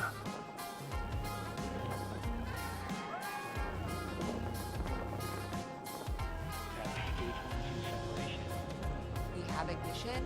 2, 1. Yeet! And That's Launch awesome. Alliance Atlas V rocket carrying Silent Barker NROL 107 for the National. Why was there an Amazon sticker on that rocket? It's for Amazon's Internet Satellite Constellation, Zapman. So, in the future, you'll be able to order Amazon packages out in the middle of the woods. Why that's useful? I don't know. Ask Jeff. Carrying the proto flight mission for Amazon's Project Kuiper.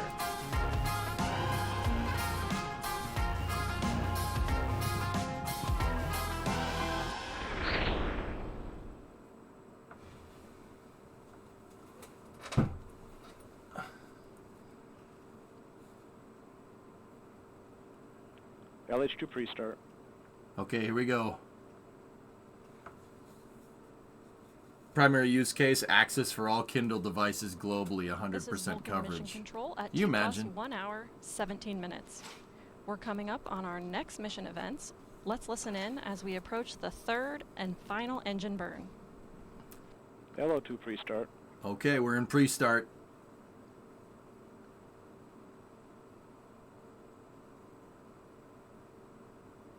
This is you to start position. Heliocentric disposal burn. Coming up on mess 3, this will be a 20-second burn. 5, 4, 3, 2, 1.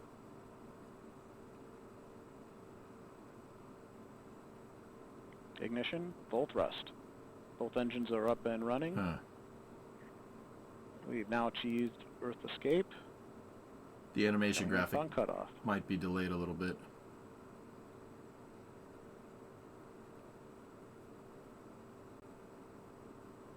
Cutoff. Yeah, it's right on behind. time. Everything was nominal. Cool. And with the completion of this Earth escape burn, this concludes the commentary for the flight of VC-1.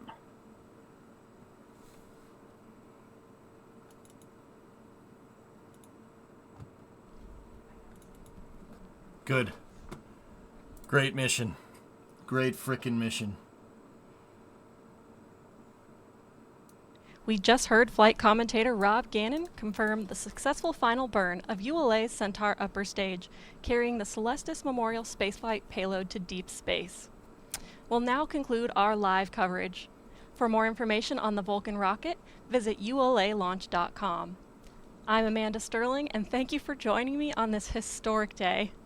Before we sign off, let's take another look at the inaugural Vulcan rocket, lifting off the pad for the first time. She's freaking hyped. That's awesome. -10, 9, 8, 7, 6, Send 5, it. 4, 3. We have ignition. Oh, that gets me fired up, man. Fired up! And liftoff of the first United Launch Alliance Vulcan rocket, launching a new era in spaceflight to the moon and beyond. I love this. I love it. I love it. It's freaking great. SRBs hitting peak pressure on the SRBs. Sometime in February, Quack. It's gonna take a second. Looking good.